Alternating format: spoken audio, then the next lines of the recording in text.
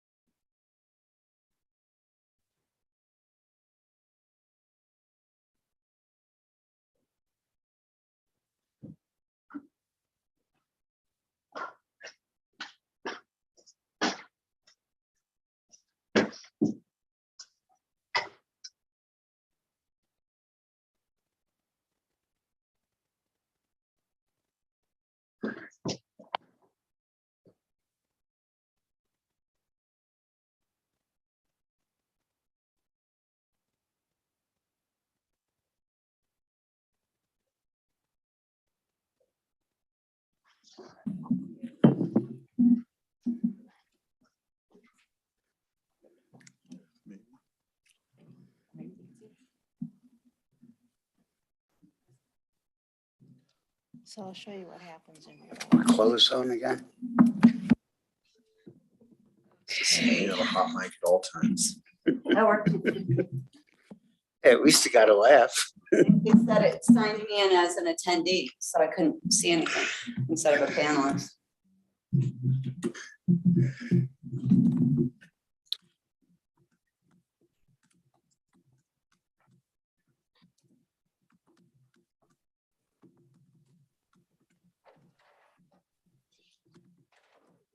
Last week should never have timed out. Yeah. I don't know why.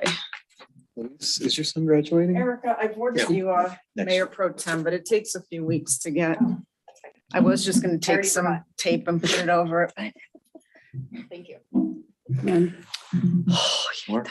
And this should be on. This is- Yes. Yep. Yeah.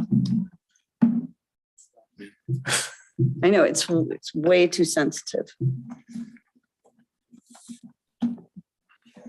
Thank you. Thank you.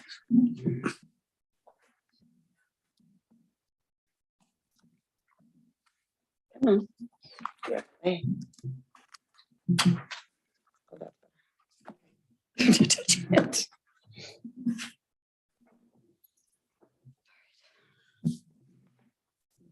You know when? Be good. Good to go? Okay.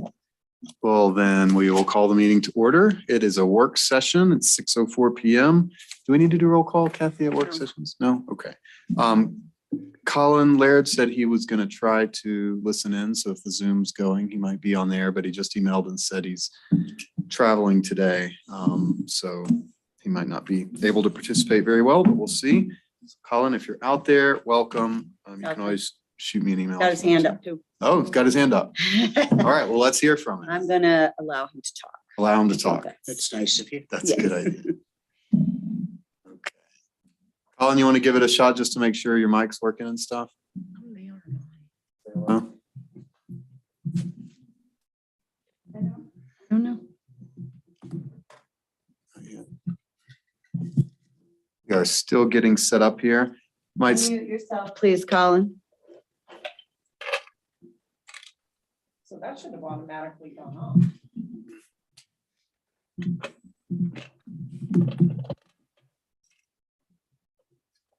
Saying no signal. What was the ski patrols thing?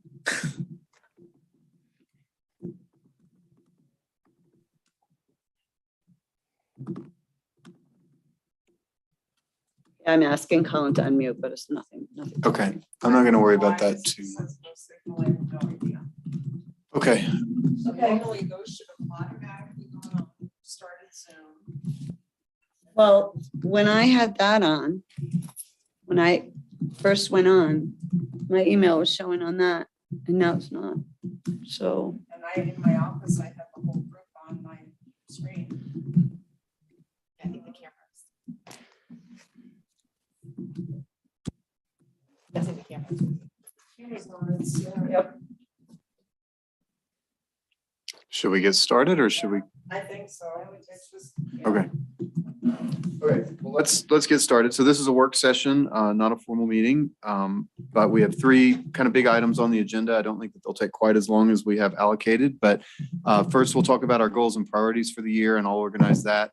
Then we'll talk about just some general kind of onboarding, and it's good for us to refresh our memory on some of the details, and with the town attorney about conduct of public hearings, code of conduct, trustee liability, and social media. And that's it. So it should be pretty straightforward. nice.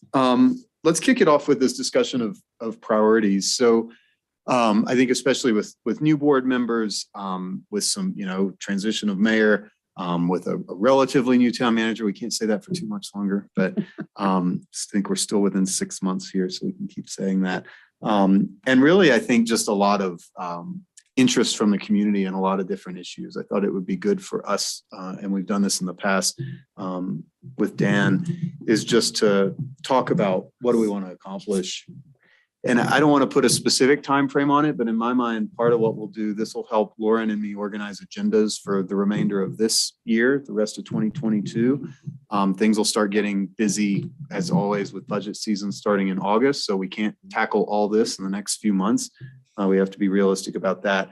And then it's also early enough that if there's a big item that we really want to tackle, that's going to require some funding, we're ahead of our budget process, which I think is good, so that we can allocate some funds to that item, whether that's a consultant or some funds toward a project or something like that in the new year. I think a good place to start would be, I might highlight a few things on Lauren's memo and let Lauren give us an update on those, just about kind of where they are. Some of those are already on agendas. We can talk about those a little bit, then we'll look at my memo. And then I'm not going to walk through the whole implementation of the strategies of the comprehensive plan update. That's obviously still draft, but we don't anticipate that those are going to change very much. So I just thought it'd be good so that we can see those. And then the real question is going to be, what did we miss? What wasn't on my memo or Lauren's memo? What did you want to pull out of the comp plan and really highlight at this point? And then discuss a little bit, see if there's consensus on a few things we want to kind of move forward on quickly. Where was your memo? This one. On the back of the mission statement, if you're two-sided, it's like page 3 or 4 of that. Oh, okay. I'll find it. But let's start with, What are you looking at? That's. This was in my mailbox. no, this is just, I'm just in the packet. I just printed the packet. Oh, okay. So Okay, all fine. this is in the packet. Okay, so then I'll find it. Sorry, Okay, Marty. got it. So let's start with the town manager memo. And just maybe from the top there, Lauren, if you want to just kind of give us a quick update on what's going on. I mean, I think the transportation plan, we talked with Kevin a little bit about that today. That's a high priority in the comprehensive plan, and maybe just give us some perspective on that, because it's something that if we say we want to move forward with that, that's probably going to be something that we'd start talking about early on in the budget process. We're not going to do that in the next couple months. So thanks, Ben.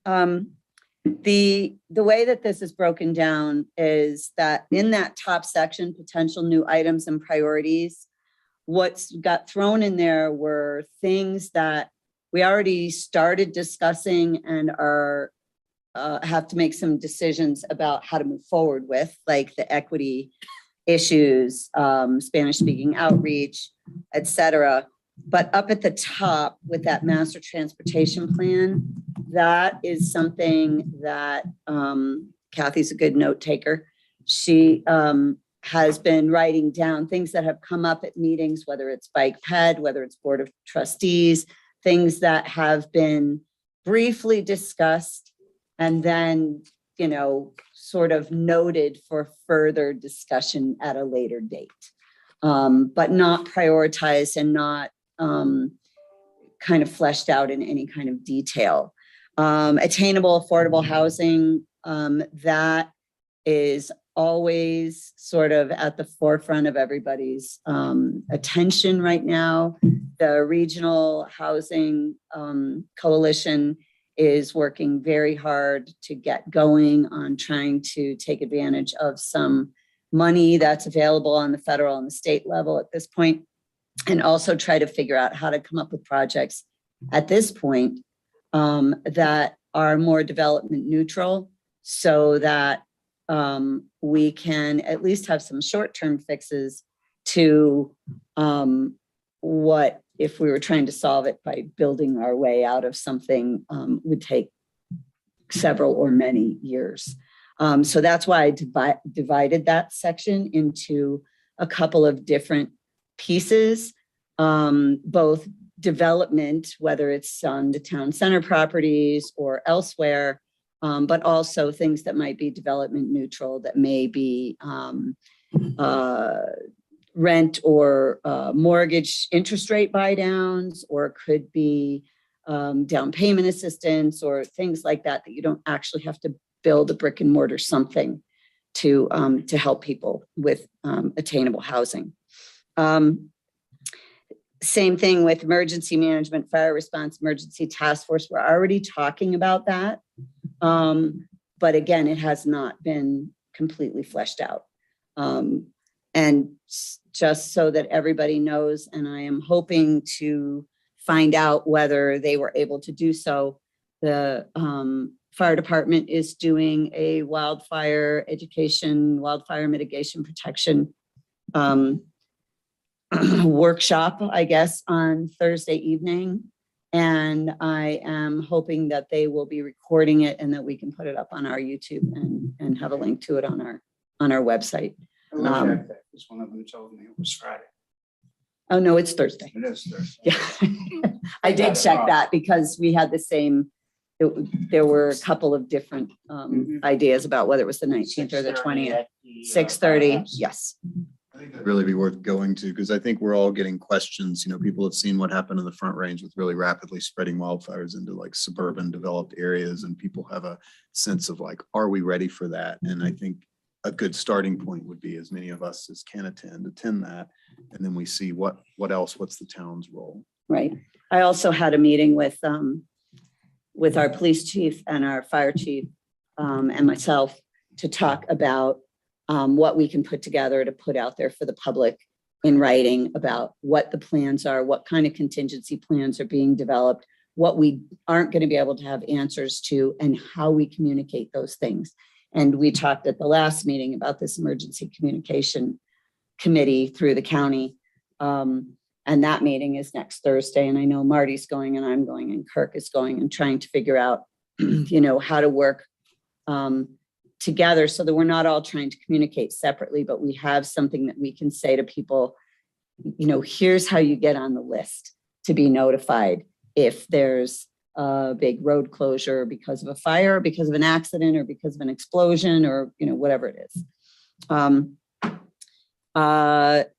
I won't say anything about lodging tax, because Ben, I know that you brought that up at the last meeting, except to say that a number of towns are increasing their percentage of lodging tax and dedicating whatever that additional percentage is to affordable or attainable housing.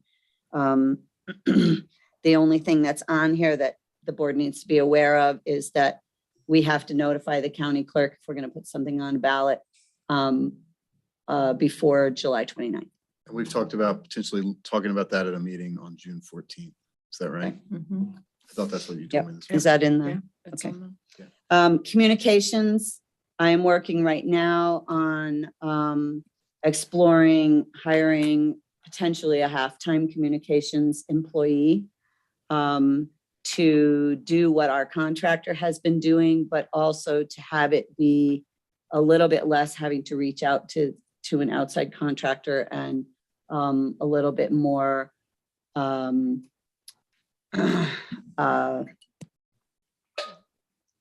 connected to our different departments and our staff, so that there's easier communications about communications.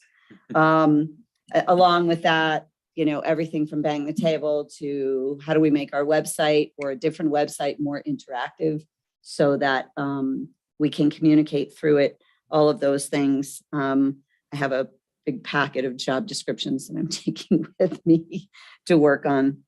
And then the e-board particularly, but also some other residents in town that have specialties in either energy efficiency or regenerative food systems or what have you, have talked about the fact that we have the climate action plan and what are the actions that the board is looking to prioritize.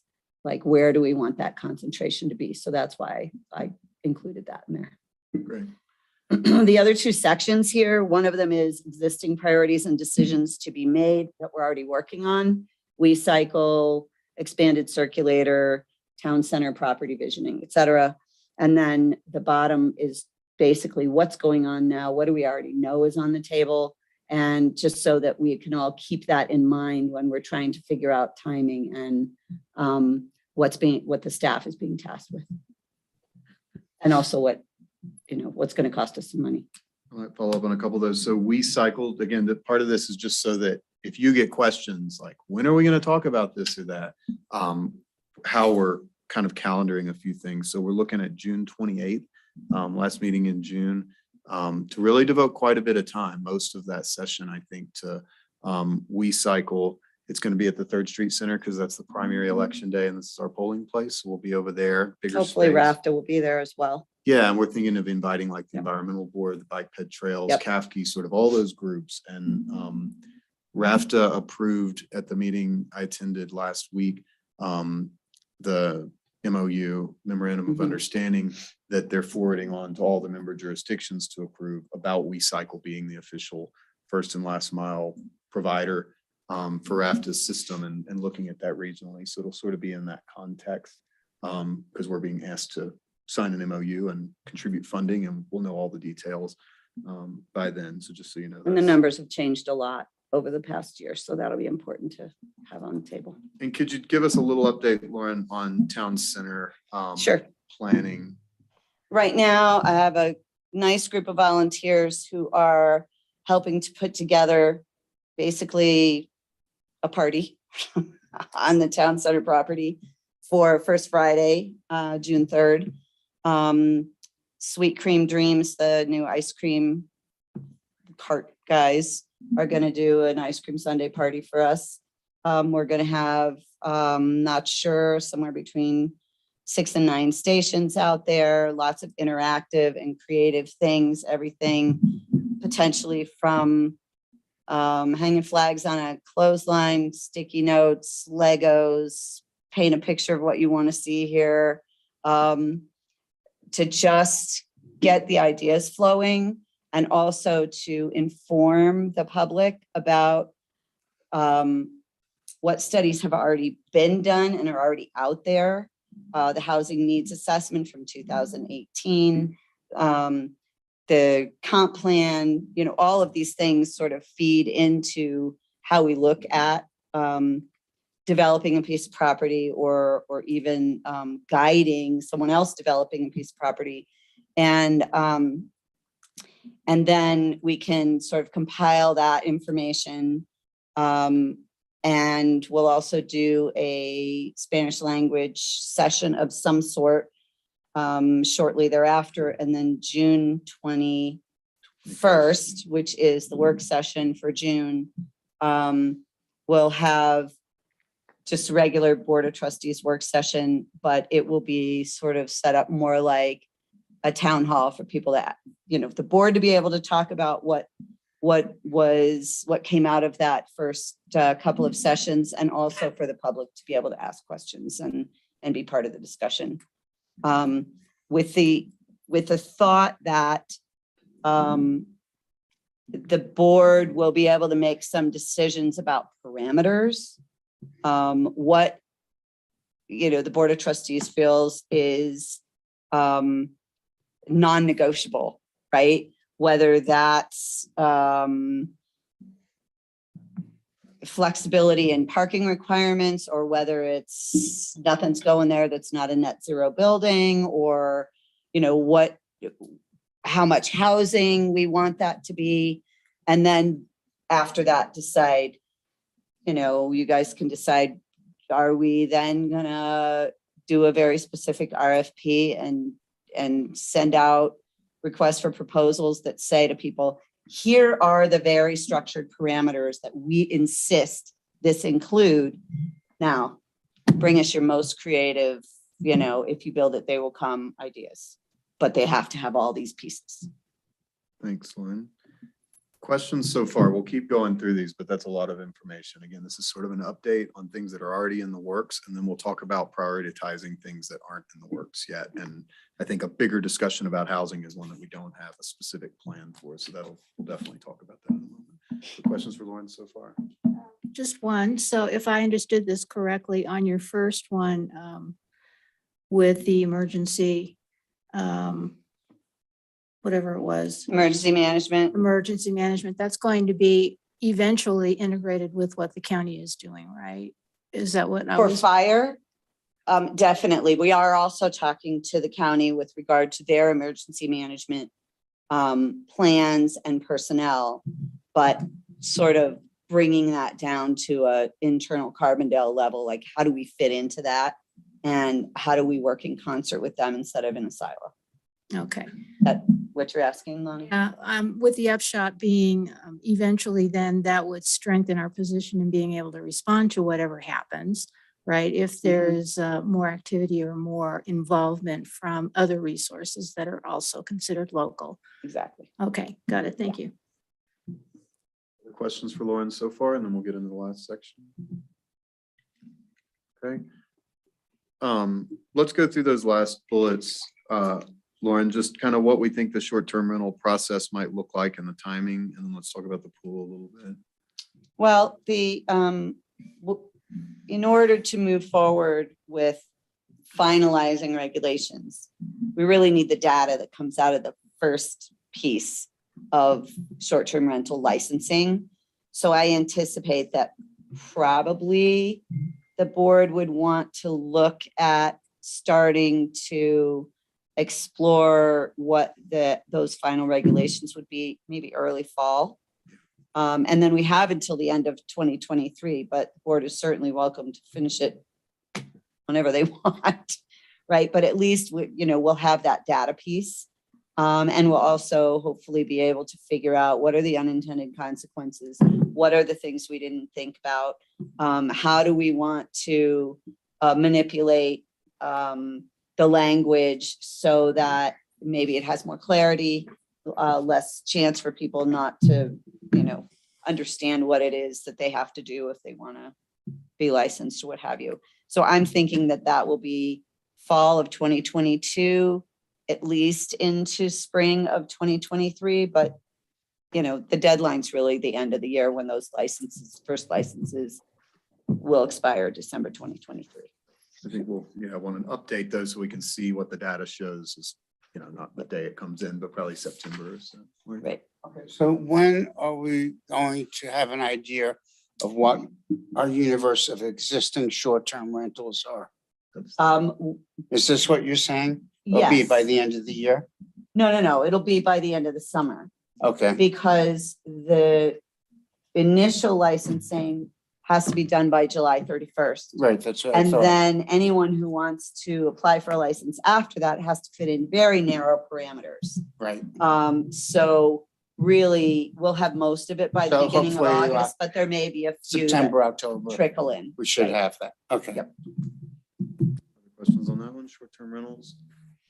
No, I think what would be helpful for me on these is not only are they things that we're putting in place, but it's a load on our staff.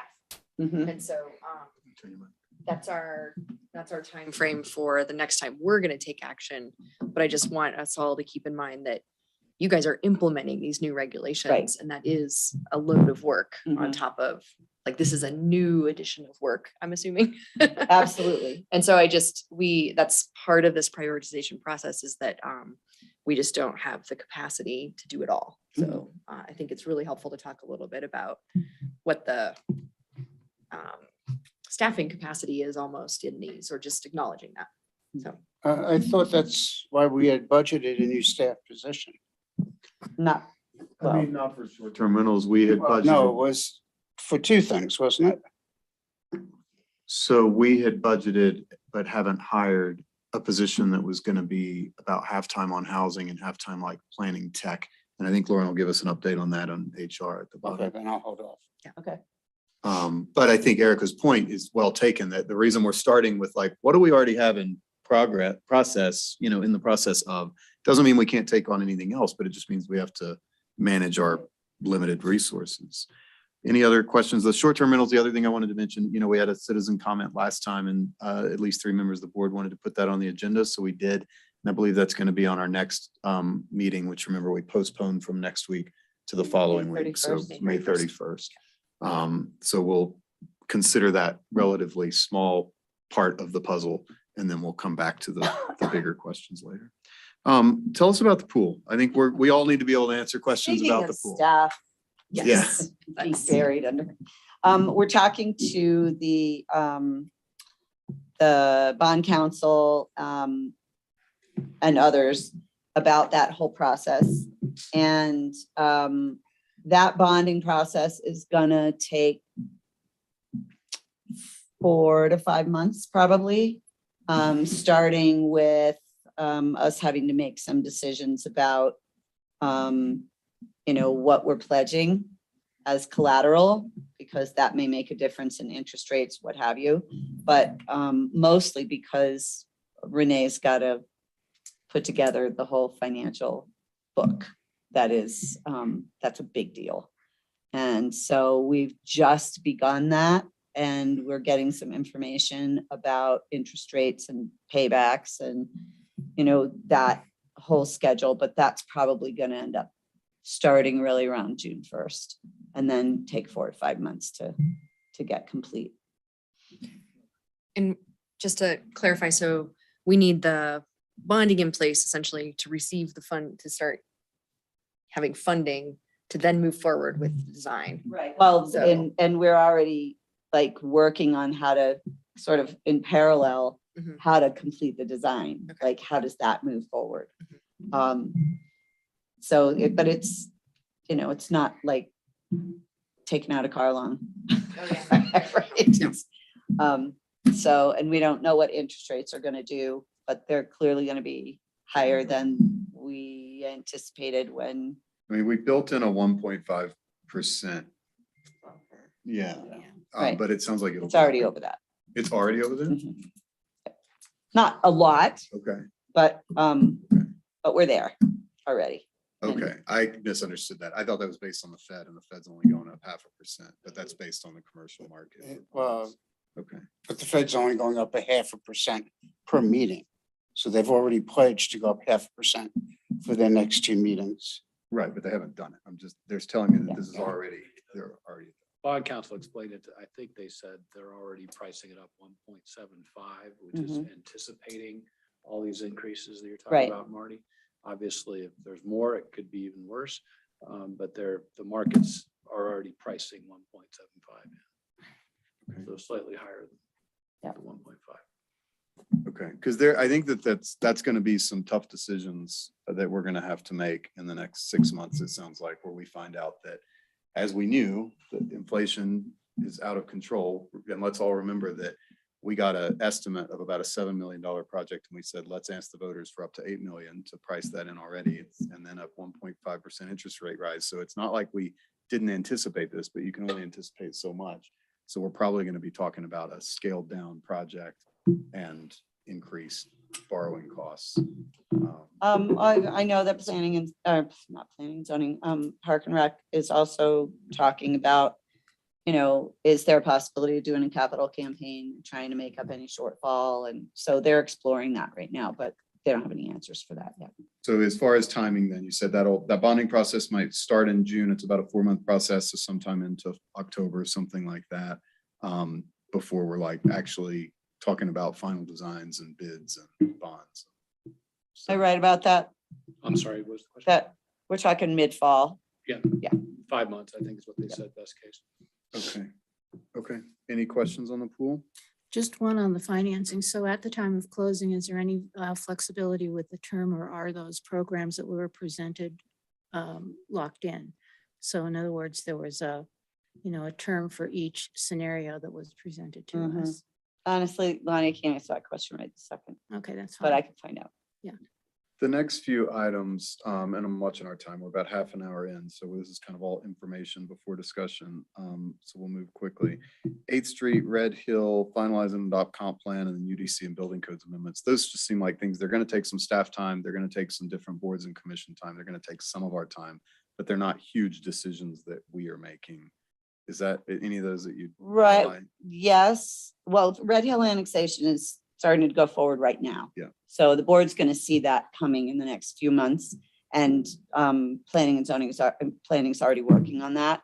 The comprehensive plan, I'm hoping it comes to the board in July. I know that they're gonna planning and zoning is going to plan a work session to review the rough draft of the combined document, and they are going to invite Board of Trustees to join them at that work session. Not to take any votes, but just to look at it and discuss it, what have you. So I'm kind of hoping for July, but I don't know if that's realistic. Just depends on how long it takes to do the public hearing and what kind of comments they get. UDC and building code amendments resulting from the comp plan adoption. Clearly that will happen after the comprehensive plan is adopted, and I just anticipate that's gonna be over the next year probably. Some of those things will take longer than others. And that'll you know. probably be mostly P and Z time. You know, they usually And- hash out all the details and then bring us something we can. And building. Yeah. Right.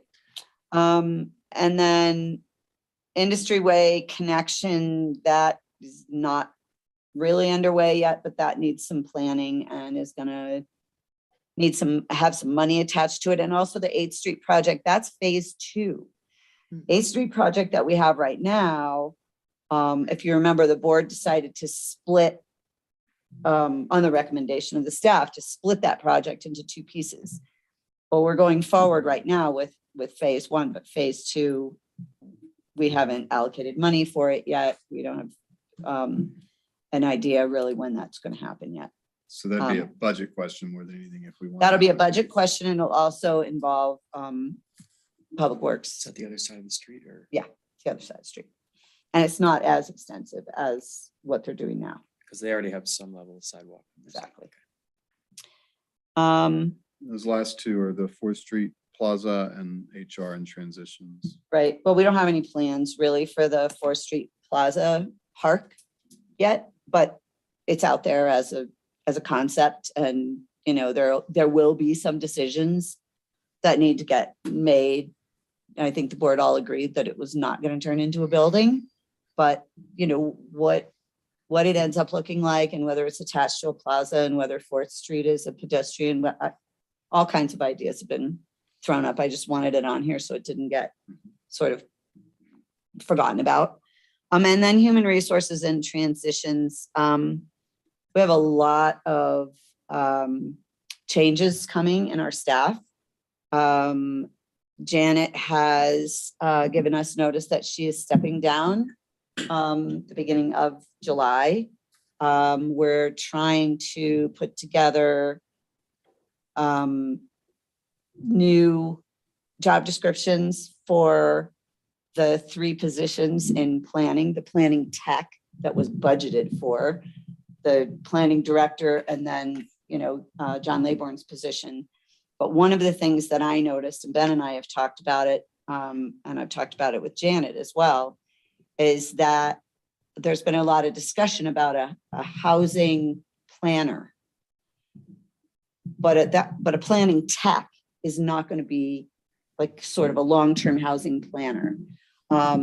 So trying to manipulate the job descriptions before we go out, hopefully next week, and post for a new planning director so that it includes the things that we want it to include that haven't been in it to date. Then we also know that Renee is going to be retiring hopefully September. Hopefully she can stick around that long.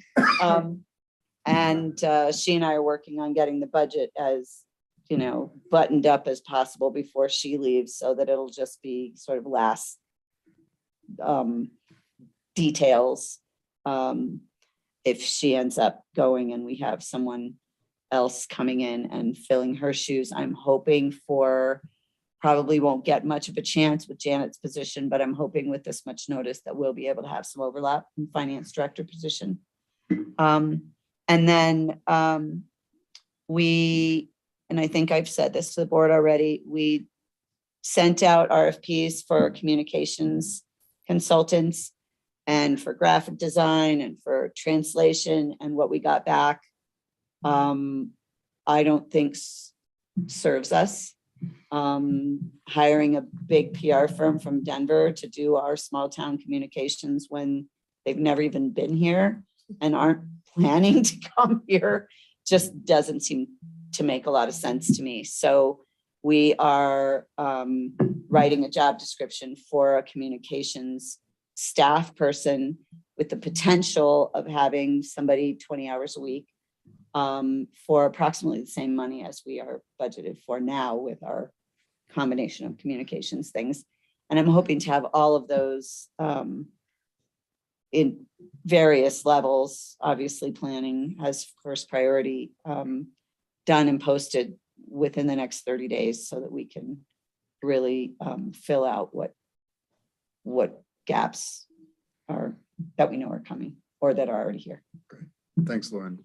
So that was a very thorough update and gives us a little perspective on all the things that we're already doing. Let's talk about what else we want to do. If you look at the memo I wrote up, I just listed, I won't go into much detail here because you've looked at it and you're familiar with the topics, but we get a lot of people saying, when's the town going to talk about water and xeriscape and this, that, and the other thing? We haven't had that meeting. We could have that meeting.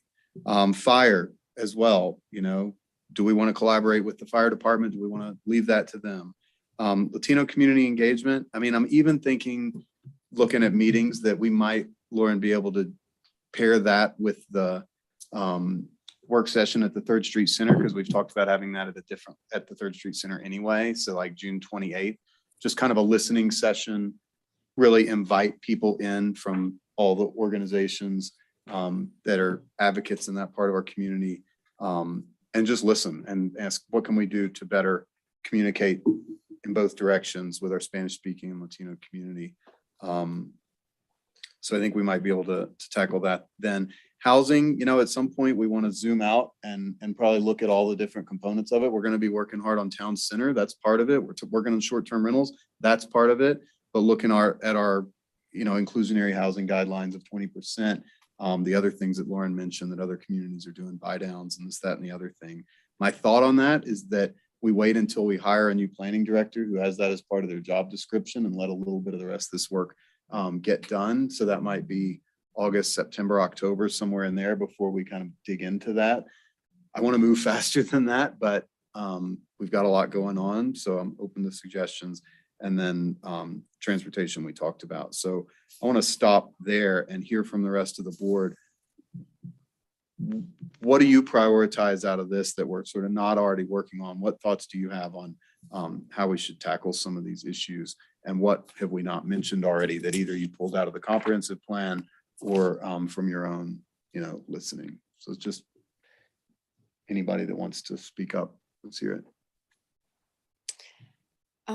I'll start. I think pulling from the top, from both memos a little bit. I love that we are going to bring in-house some communications in-house. I wouldn't expect a unicorn to show up and be able to do graphic design and writing and everything. So we might still need to hire out some stuff. And so I want to make sure, you know, like we understand that. Because I think some of this, like when you brought up the climate action plan and the email that we got from Fred Porter, we have a lot of stuff we have done or are in the works with our really awesome partners like Garfield Clean Energy, Clear, and anyone else I might be forgetting, but I work particularly close with those two. And I think our communications, we could do more to help explain or just share what we have done, what we are doing, and so that people feel some relief because I think one of, you know, like in that email, just mention it since we just got it from Fred, he saw your memo and is just like, oh, well, all they're talking about climate is water resilience and fire resilience. Well, it's like, well, no, those have percolated to the top right now because we have really great partners that we're working with on climate, on all kinds of things. So anyway, so that's just to say, I definitely want to keep the communications and all the ways that we can improve that. And I think as board members, we should also identify ways that we can improve how we communicate with our community members. And I would love to explore some ideas with you guys as fellow trustees of whether that's, you know, this meeting I went to in North Glen, where it was like a neighborhood meeting and ice cream social. And that's where I got the cool budget summary document that I brought home. And it made me think, oh, I need to have like a neighborhood meeting where I'm in Miners Park because I live in that neighborhood. And it's like, hey, let's come and make it. Maybe they meet the police chief or, And I don't want it to be a bunch of more work on staff. That's why I think it would be great for us to identify other ways that we can make sure that we're out there listening to our community members. So I don't know where that, I guess that just is under this communications. And then it might be, I guess part of that would be maybe that staff person could help where we're like, hey, do you have that budget summary? You know, so we're not always asking you or Kathy for these things. Because I'm going to have a social in the park and I want to distribute that or something like that. Yeah, I've thought of that, Erica, as almost sort of an FAQs on the website, kind of a one pager on what are we doing about climate? What are we doing about water? What are we doing about housing? You know, that just summarizes that so that there's consistent information. And that could be something that, again, it could wait. That new person would learn a lot by putting those together. Something like that. Is that kind of what you're thinking? Yeah. Yep. And then Because we are doing a lot of cool stuff. Yeah. And I've always wanted us to brag about it more, just so people know. Other thoughts on either anything that's not on one of these lists or anything that you'd like to highlight on one of these lists or add to as far as kind of a work plan? I'm trying to see if Colin, Okay, he's got his hand up. Colin, we'd like to I hear think from he's you. unmuted. Hi, hello, can you hear me? Yeah. I'm sorry about all that. I had hoped to avoid this by flying yesterday and my plane got canceled, so I flew today. Of course. So, and then it was delayed. So yeah, kind of like my daughter's graduation, delayed by 2 years. So Ben, you mentioned something about waiting until a new planning director comes on with affordable housing stuff. They clearly could have a great role, but I'd really encourage us to try and move a little quicker than that. And I know there's this regional effort going on, but I think that's going to go a lot slower than what we could potentially do in Carbondale, especially if we're exploring how we might be able to use this lodging tax. I'd love to try and get a small group together to try and rough out an affordable housing plan for the town. A lot of towns already have one. Basalt has one. We could borrow profusely from them just to kind of create a structure that we could start filling in Carbondale specific things, because I think waiting is not in our favor. And I really like the development neutral options, because we could move on those a lot quicker than development ones. The town center is going to require a lot of work and it's a great project, but it's going to take some time.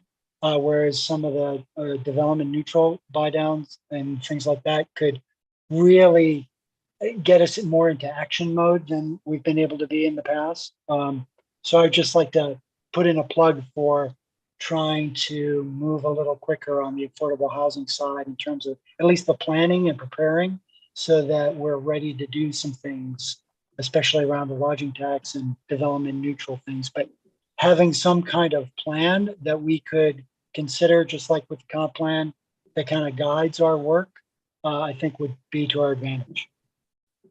Great. Thanks, Colin. Other thoughts, things you'd like to Me, highlight? yeah, obviously the water resilience is a hard one for me, right? And there are some resources available that I just wanted to mention so that they're not overlooked.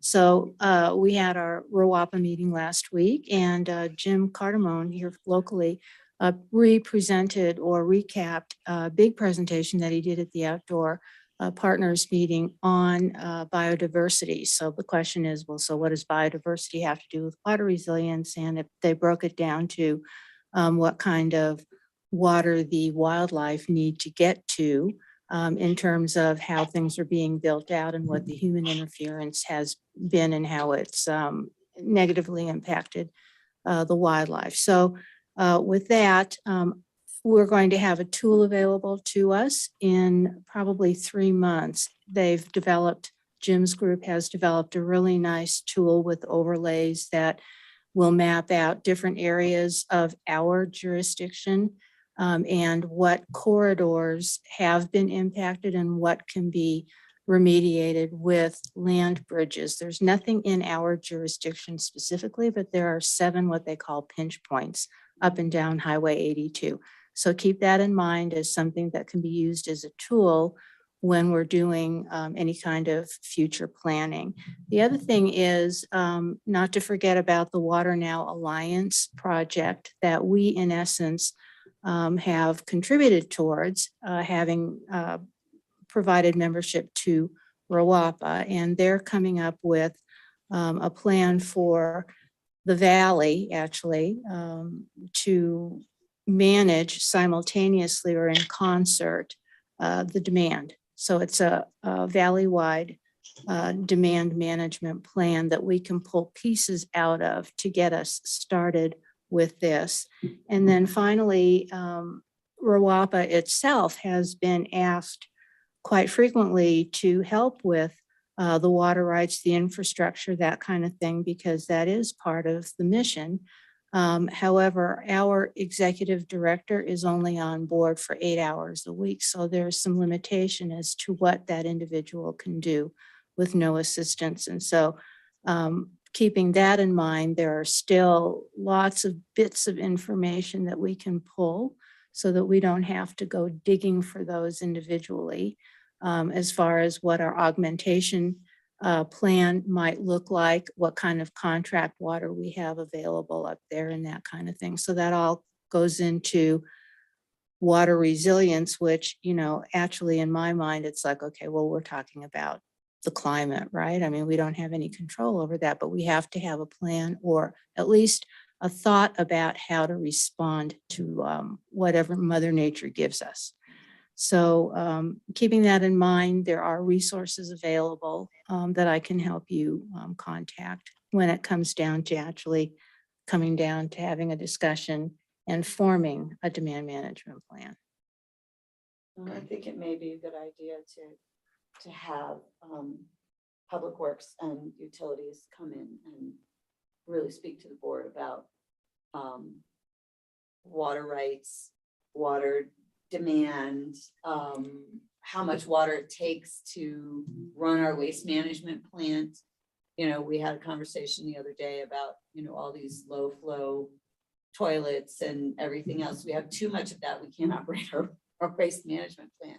So finding that balance and dealing with not only the man-made limitations that we've given ourselves, but also the climate, how it interacts with climate change and nature, Yeah. wildlife, I think might be maybe a good workshop for the board to do in conjunction with some of these outside organizations and our staff who are expert in a lot of that area. Yeah, I agree. And then, you know, back to communication, right? To communicate some of these findings with the public will be very important. I know that the HOA that I'm associated with is doing some work with xeriscaping and that kind of thing. And it's a development of 600 residences. And so that would be quite impactful and could serve as a demonstration model for whatever reason, because they're on top of that too. And then, you know, just making sure that our community understands that because you see snow on Stopers doesn't mean that we're, you know, green means go. It doesn't. And there's a lot of misunderstanding, misperception about, you know, what our capabilities for at least this year are going to look like. So that would be from a local communications individual would resonate better, I think, with our folks. Thank you. Thanks, Lonnie. Yep. Other thoughts, Marty? Yeah, going along with what Lonnie was saying and with the xeriscaping, CML had something in their newsletter. There was $5 million available for xeriscaping programs. We got an email from someone in town. Why don't we have a contest for it? If the money's there, I mean, that's something we can take advantage of. That's something we could use to give direction to the E-board, okay, on something we'd like them to focus on. The other thing is, I agree with Colin.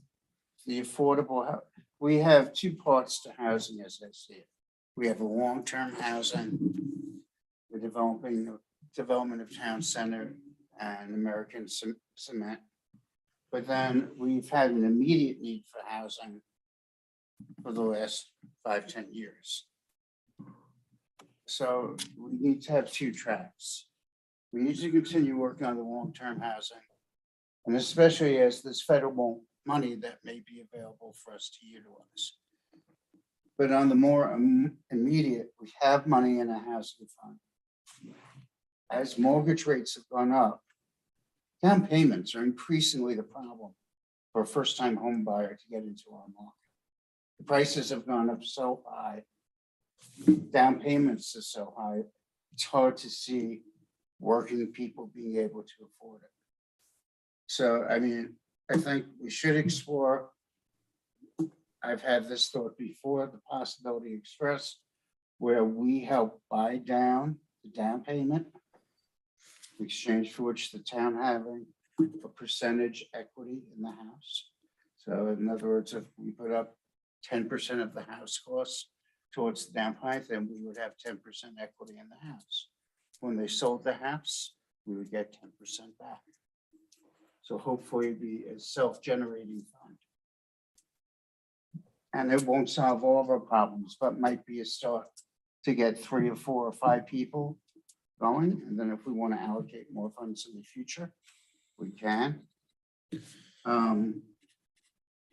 This isn't on there. Yeah, I like the stuff about the having an in-house public information officer. I think that's really important. I'd like to also see us explore if we can, and Lonnie, you know this better than I. Our Carbondale revolving loan fund is capped at 25,000. Is that correct? Yes. Is there a way that we could increase that Not really, because the seed funding came from the USDA, from USDA? So we can't. not with that particular lender, because there's the reporting and all of Right. that that's necessary. But see if there was another way, because $25,000, well, it's a significant amount of money to a business trying to expand is kind of a drop in the bucket. Just to be clear, Marty, I'd like to zoom out. Are you saying you'd like to spend some time looking at like economic development? Yeah, it's just, Strategies? it's part of economic development. Yeah, we Okay. need to look at it. We have too many empty stores on Main Street. Okay.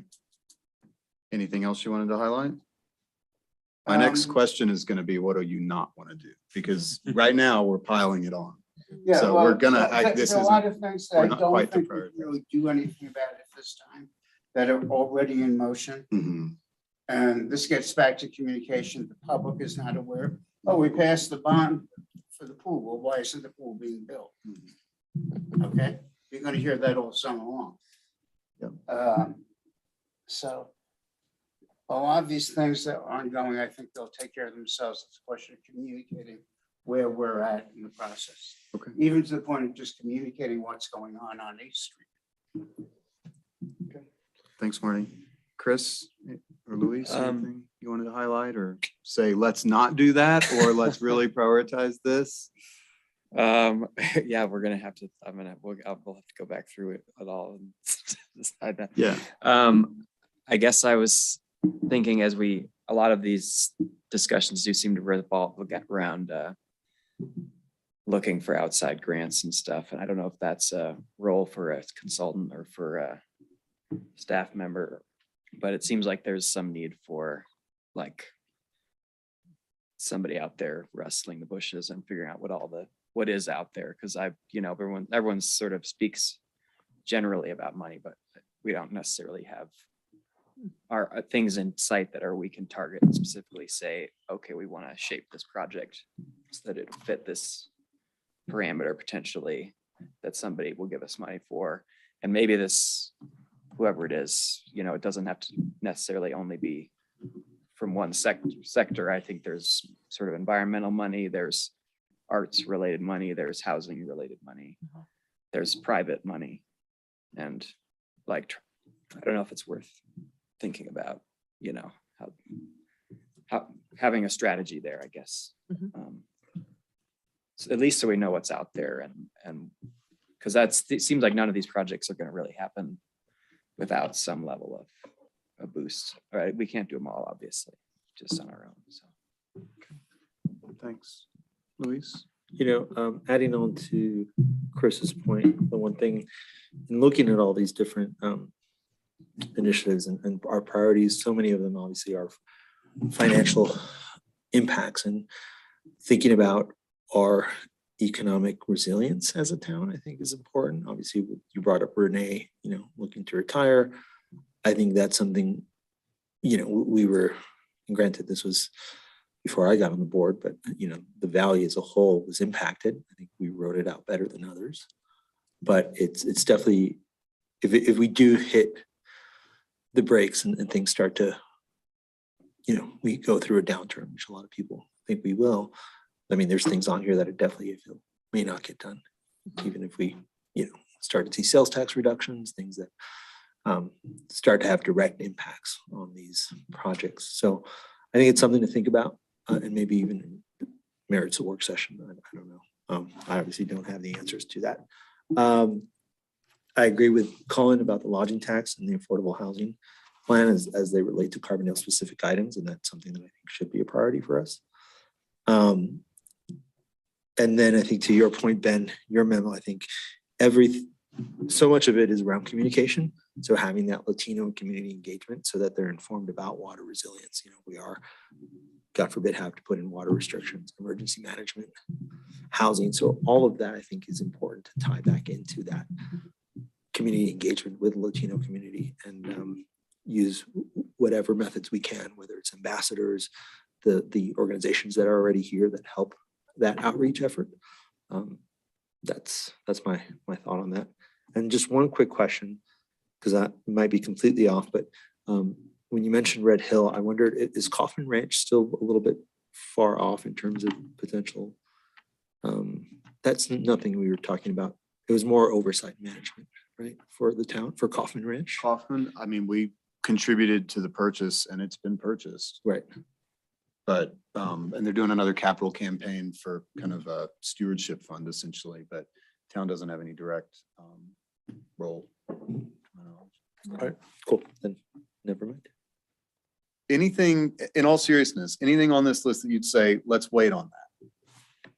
Like, let's not try to do that in the next 6-7 months while we're doing budget, while we're hiring new staff, while we're working on a lot of these things that are already in progress. Erica, what would you say put off for a little while? The master transportation plan, complete streets concept. I think that could come later. I wouldn't see that as something urgent. And I'd want to talk more about what that would be, but I appreciate you capturing notes from when it came up during the 8th Street discussions. And it's going to come up, so when we talk about WeCycle, but we're going to try to organize that as not an either or. It's not either we do WeCycle or we do a circulator. They're at vastly different price points and serve a really different purpose. And so I think when we go into that WeCycle discussion, for us to understand that we're not going to put it up against a circulator and say, which one do you want? So it's a circulator kind of conversation would probably be part of that transportation master plan. So I appreciate that. Do others agree with Erica that transportation master plan, maybe that can wait till the new year? Yeah. Yeah, and I don't mean we don't No. Right. Well, I don't mean we don't. I just respectfully disagree. I think master plan for police streets is pretty important. I think Kevin's been working on it for a while. Yeah, Kevin didn't express that today. Kevin has not actually felt like that's a priority. And I think if we're talking about doing a housing master plan, a transportation master plan, finishing the comprehensive plan, and all the rest of this in the next 6 months, I just don't think that's feasible. Okay, And well, I'm sure you can't do the transportation master plan in 6 months. You're gonna need a budget. But even getting There's started not on it money for it. with all this going on. Well, and what I would think would be great, Colin, would be if I think first defining what that means. I guess this came up in our discussions on 8th Street where it was like, Carbondale doesn't have guidelines that says this is what a complete street looks like. This is the width. And it is, I don't even know, I'm going to make numbers up, 20 feet wide, and it is 6-foot sidewalks, and it is this. And deciding what that looks like for our whole town. And that's what community members were asking us to do at that time. And that's a little bit different than like a mobility master plan, which I think I'm also not advocating that we launch into like a master plan effort. I think we could advocate for something more regional if we're going to talk about mobility, in kind of a planning effort and maybe partner with our neighboring communities and hopefully up Valley. But that would be a big picture planning effort, I would see. Yeah, I would agree with that. It seems to make sense to me to get the surfaces in place before we put the transportation on it, right? So in a stepwise fashion, it seems logical to get all the surface stuff done, i.e. 8th Street, and then really launch into, okay, so now this structurally is set. So what does the transportation now look like? And what is it best suited to support? Anything else that people would like to defer for a little while, Marty? Yeah, I don't want to defer that too far. It's already been deferred for several years, okay? What are you talking about specifically? The master plan for mobility. Mhm. Okay, and it's been deferred for several years. I'm not saying we have to start this year, but I don't think we should put it off for another year or two before we start the discussion. We started the discussion with bike pedestrian, with prioritizing streets. That was several years ago. Isn't that the same as this? That's the big thing. That's a that we have to component. define this. Yeah. You know, that's a component. And that hasn't advanced beyond, we did Snowmass Drive, right? And now citizens brought forward 8th Street. We're doing 8th Street. That won't be done for another year or two. And I think we need to have some overriding idea of what it is we want for the whole master plan. Instead, we're doing it piecemeal. So maybe that's something we could start to earmark as a potential budget item. I mean, that's part of why we're talking about this is like, what do we want to start working on now this year? But what do we also want to earmark early in the budget process? I have no problem if we earmark it for next year. I just don't want to see it be put off as an indefinite sometime in the future. Yeah. Does that make sense, Lauren, that we kind of earmark that for a potential budget item for 2023? What else would people like to say? Let's not jump on this in the next 6 months. Well, I think. Industry way. Industry way. Yeah, I think that I would be think we part can, of that. I think we can, that's an easy one to wait on.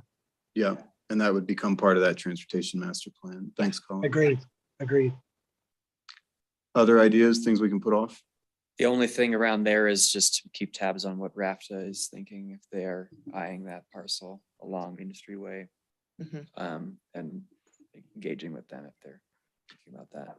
That would be, I feel like that would be a trigger. Yeah. That would be like, oh, okay, now we're actually have to. And they've done a big housing study and that didn't rise to their top priority to develop, which surprised me.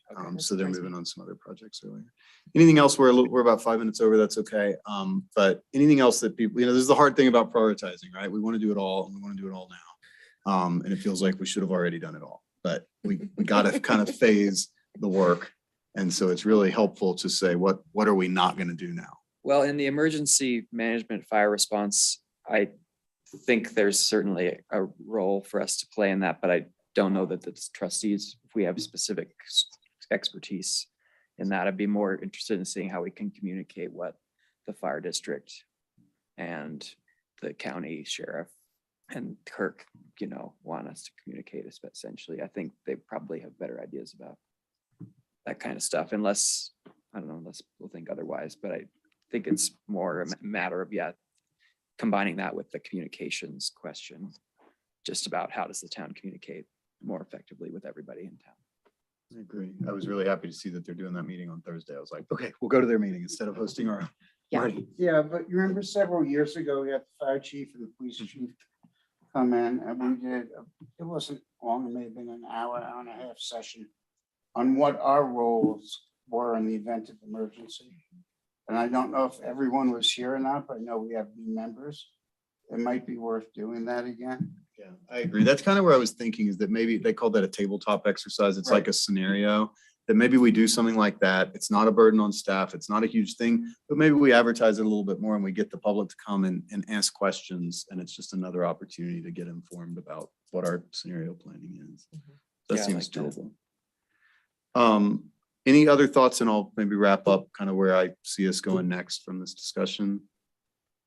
Colin, did you have something else? I see your hand up. That might have been from before. Sorry, that's from before. Okay, that's okay. So I've heard a couple people individually speak up on specific topics. So I might ask those people if you're willing to help probably Lauren and myself with some next steps on that. So Colin, your idea on like a small housing task force of some sort, to start to put together a plan before we have a staff member really dedicated to that. I might ask you to take the lead on organizing some thoughts around that and be in touch Absolutely. with Lauren and me. Does that sound okay, Lauren? Yep, And then- yep. I'll put something together and send it to you guys. Okay. I have a good dozen development neutral ideas from some briefings. And I think, you know, a very early step in that is, as Colin said, we don't have a set of goals as a town for housing and metrics. Like we want to develop this many units of this sort each year or anything like that. So I agree that we need that. I just thought maybe we'd want to wait till we had a staff member who could take it on, but I think we can get started on that. Lonnie, you expressed interest in the water conversation. There's a lot of people who are interested in that. You know, we had that meeting with Genevieve and others one day in here recently. Maybe you could take the lead if you're interested on like kind of putting together like kind of a memo. Like, how do you think we should approach that topic? And work with me and with Lauren, and you know, maybe it is initially. Maybe with staff also. Yeah, maybe. And again, I'm trying to We got that complete piece. insulate staff a little bit from all of us piling on and saying we got to tackle all these big issues. But I think if you could kind of draft something that says, here's kind of what I think that would involve, and then we can work together what other staff needs to be involved in. It's probably a work session. It's some presentations on our water rights and these various things and the limitations that Lauren talked about, where we actually don't want to be too efficient. And we invite people like Genevieve and board members who have all these great ideas and put it on the table and then start to plan it. Are you interested in taking that on? Yeah, I'll take that on. I've As a got first step.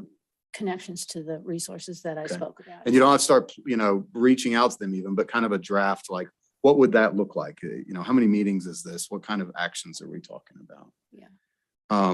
Luis, would you be interested in working with Lauren and me on the Latino engagement piece that you mentioned?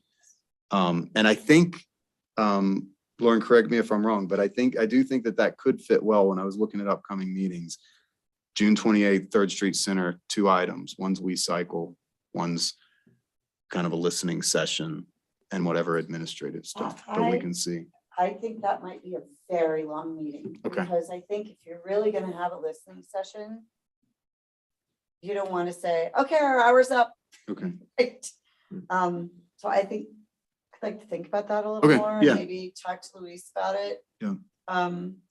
Luis and I talked briefly yesterday about just getting together and talking through some of this outreach, when I get back from Vermont, but, because I think that We Cycle with RAFTA, That's a big, that's okay. a big. Well, we don't have topic. to, I didn't want to get into details of dates. I was just kind of putting that out there. So Yeah. my bad. We can look at dates later, but I think the format and the goals, you know, what are our outcomes for that meeting? What are our outcomes for the water meeting? I think a lot of these are like setting goals. We don't really have water goals. The housing, we need housing goals. So that's like first step in each of these. I'm also not sure that 6 o'clock on a Tuesday is the right time for, I'm glad you said it. Yeah, no, totally. I think, Luis, if you can, and just keep me in the loop, let's talk, the 3 of us, and let's draft something that's a reasonable plan, but I'll let you take the lead. I think those were kind of the big ones that aren't moving forward already. And the rest of the stuff's mostly on an agenda or will come on an agenda. Okay. Anything else before we move on? Should we take a 5-minute break? Is that okay, Mark? And then we'll get to kind of our little training session. I don't think that'll actually take too long. Yeah. All right, let's do that. So 5-minute break, 7:16. So, yeah. Outcome of real casting is. does anybody want, What either was that? On the green. and the hard copy of this social media guidance from CML?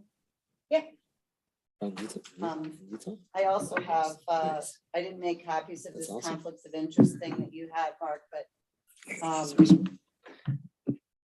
if anybody wants copies of this was a presentation at a CML conference and has some good information about examples of how things can be misconstrued or what have you. I know Mark's going to talk about it a little bit. Do you want me to? I think it's, if somebody wants it, or I can send an electronic copy, whatever. Okay, well, why don't we just wait and we'll see if people want it at the end. That's great too. You have this, right? Mhm. It came in your packet. Lauren, what time is the Thank you. meeting on Thursday? 6:30. 6:30. Yep. Thank you. And it's at the firehouse. Next. Chamber meeting. Mhm. This one. Beginning of June, Okay. because they just had their May one last week.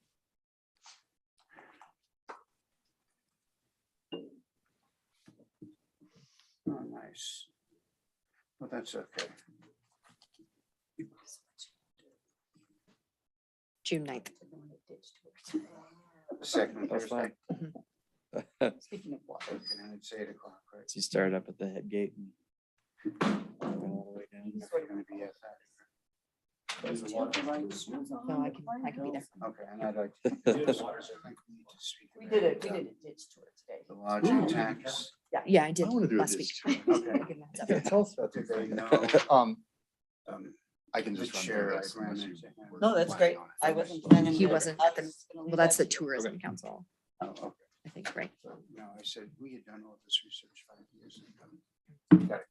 Lodging tax, the list, so where we got it from.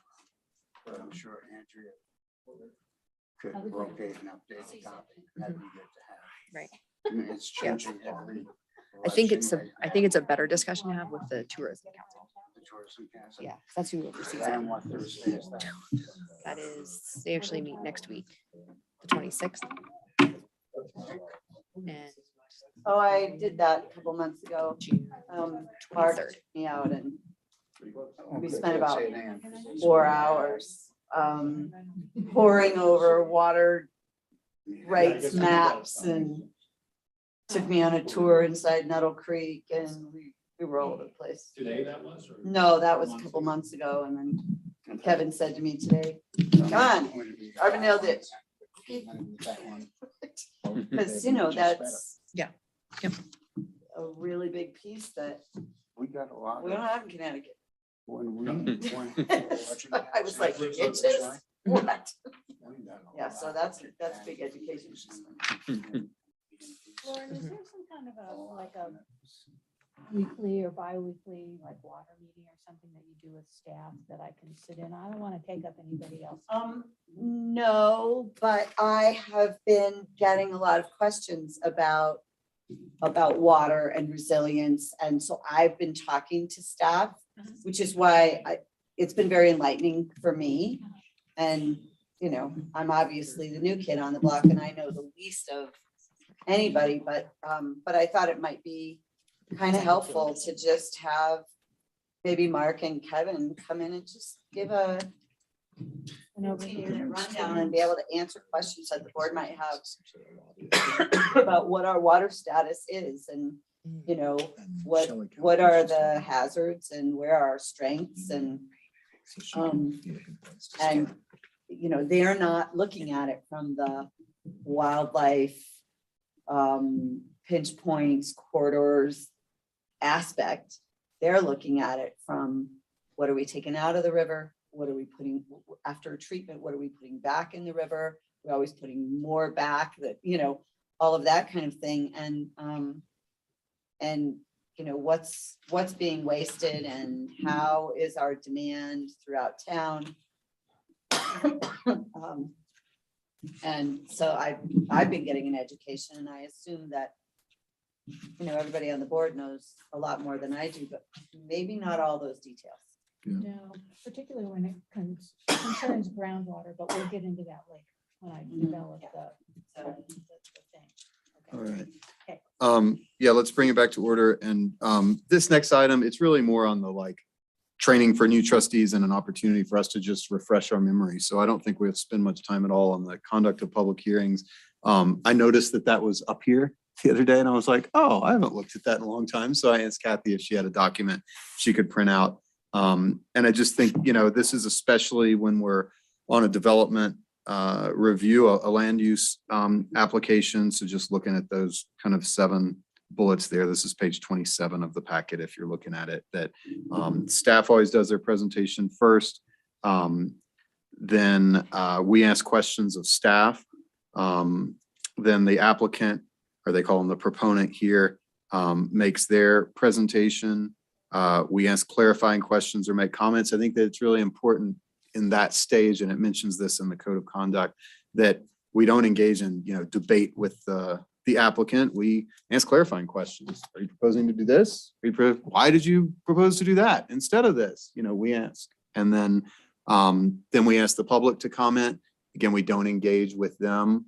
We let them comment. They direct their comments to the mayor. I'm new to this role, so I'll be learning how to do that. The planning and zoning, it's a similar process, but it feels, I think, a little bit heavier at this level. So I'll do my best to keep that running smoothly. We'll limit people to about 3 minutes. And then that's when we deliberate. At the end of all that, we've heard from the staff, the applicant, the public, we've asked clarifying questions, and then we deliberate amongst ourselves.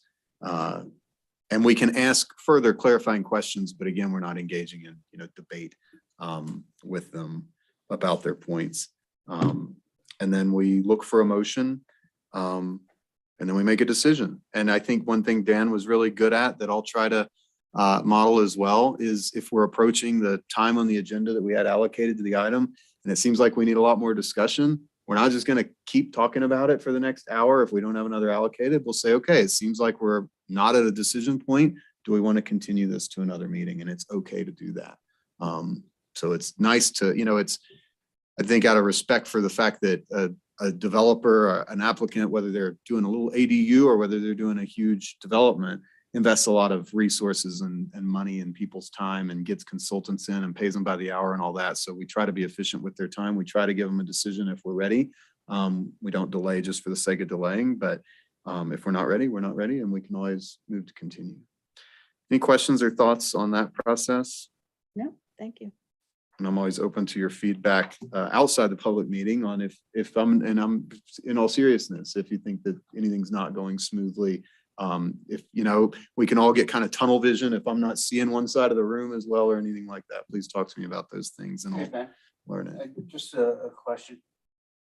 We are proceeding on the basis that it'll take 3 trustees agreeing to put something on the agenda. Yep. Okay. I think that's, I just want to make sure that was. unless anybody feels like we need to change that, that's been a good practice. No, yes, that's fine. Just want to be clear. Yeah.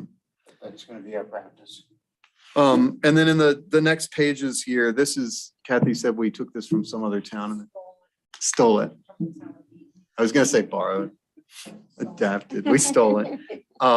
So we didn't write this up, but I think this was actually the board before any of us were on here, kind of adopted this as their code of conduct. So I asked Kathy if she could dig that up for us and just take a look at it again and kind of recommit to it. The only things that I wanted to highlight, I'm going to go by the packet numbers, which are at the top. So page 30 of 39, that's that public meeting hearing protocol is listed there again. And that's where it says, like, I think, and I feel comments by board members are not appropriate till close of the public hearing. That's when we deliberate. And just to, let the mayor run the meeting and kind of raise your hand, look around, wait to be called on as we go through those. And that's actually on the next page, 31, under the role of the mayor in maintaining order. Pretty straightforward. Next page, 32. Lauren, I actually had a question for you. There's a note in here. It says limit contact to specific town staff. And Mark, you might be getting into this, but it says, I just want to know, Lauren, if you have anything to add to this. It says questions, page 32 of the packet, which is page 5 of 14 of that code of conduct. It basically just says questions. So the second bullet point on page 32 of the packet, questions to staff, requests for additional background info should be directed to the town manager, attorney, or department heads. The town manager should be copied on or informed of any request. Do you want to add anything to that? Does that sound just right? And do we have any clarifying questions? Again, this is just so that we operate well. And I don't really have anything to add to that. I mean, I think that needs to be taken with the next paragraph, which is part of that little bullet point about, tasking staff for anything other than, things like background information or generic questions or what have you, probably should come through my office, and then I'll task the staff or say, hey, you know what, just wait till next week because, but I think that's, I think that's appropriate. Okay. Yeah, that I see, Lauren and me as right, it's like an hourglass where we're up here and then the mayor and town manager have a whole lot of communication and then staff is here, but that pyramid kind of needs to be maintained. Everything does not have to go through me, but it needs to go through Lauren to get to town staff. Mark? These things are probably bluntly obvious to you, and I was not going to address them in my comments. So just a reminder, there's really only two people that you guys have complete authority over. This one, who's an independent contractor, I'm not even an employee. You can tell me what you want and don't want. And that person who you do have a contract with, who isn't an employee. But those are your two, where you're collectively, not individually, you're collectively our bosses. But Lauren is the boss of everybody else. And so, from a structural standpoint, if Lauren and your board are comfortable with direct inquiries to department heads like Kevin, for instance, then that's between you and her. One thing we've had come up in the past is there was a time, 10 years ago, when there seemed to be a pattern of individual trustees going to department heads or even lower level employees and asking for information that wasn't shared with the other 6 trustees. And so one of the protocols I assume you follow is that if information is going to be gathered, that it will be distributed to all 7 of you. Yeah, and that does say it in here. I did have a question, and this is really administrative in nature. And Mark asked a question today. I don't have an answer to it.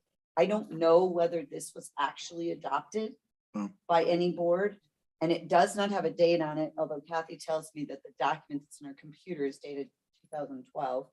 But I don't know whether that's meaningful to the board, but I can't answer the question about whether or not it was ever actually adopted by the Board of Trustees as their policy. Okay. Well, maybe after we finish going through it, we can see if we're interested in formally adopting it. I mean, I think it's good to have something like this on hand, and then it becomes part of, future boards and trustees, and people can adapt it over time. But I agree. so Lauren, one kind of detailed question. Would you like us to CC you on emails? If somebody's going to email Kevin and ask him for information, his thoughts on those? Absolutely. Okay.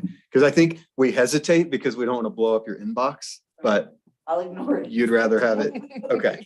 So CC Lauren when you're If I don't emailing. need to follow up on it or anything, it's fine for it to just be there. Okay. Also helps me later if somebody brings something up and I go to look for it, and then it allows me to find it without tasking the staff to forward something to me from a month ago. Okay. So yeah, that's great. Great. Thanks.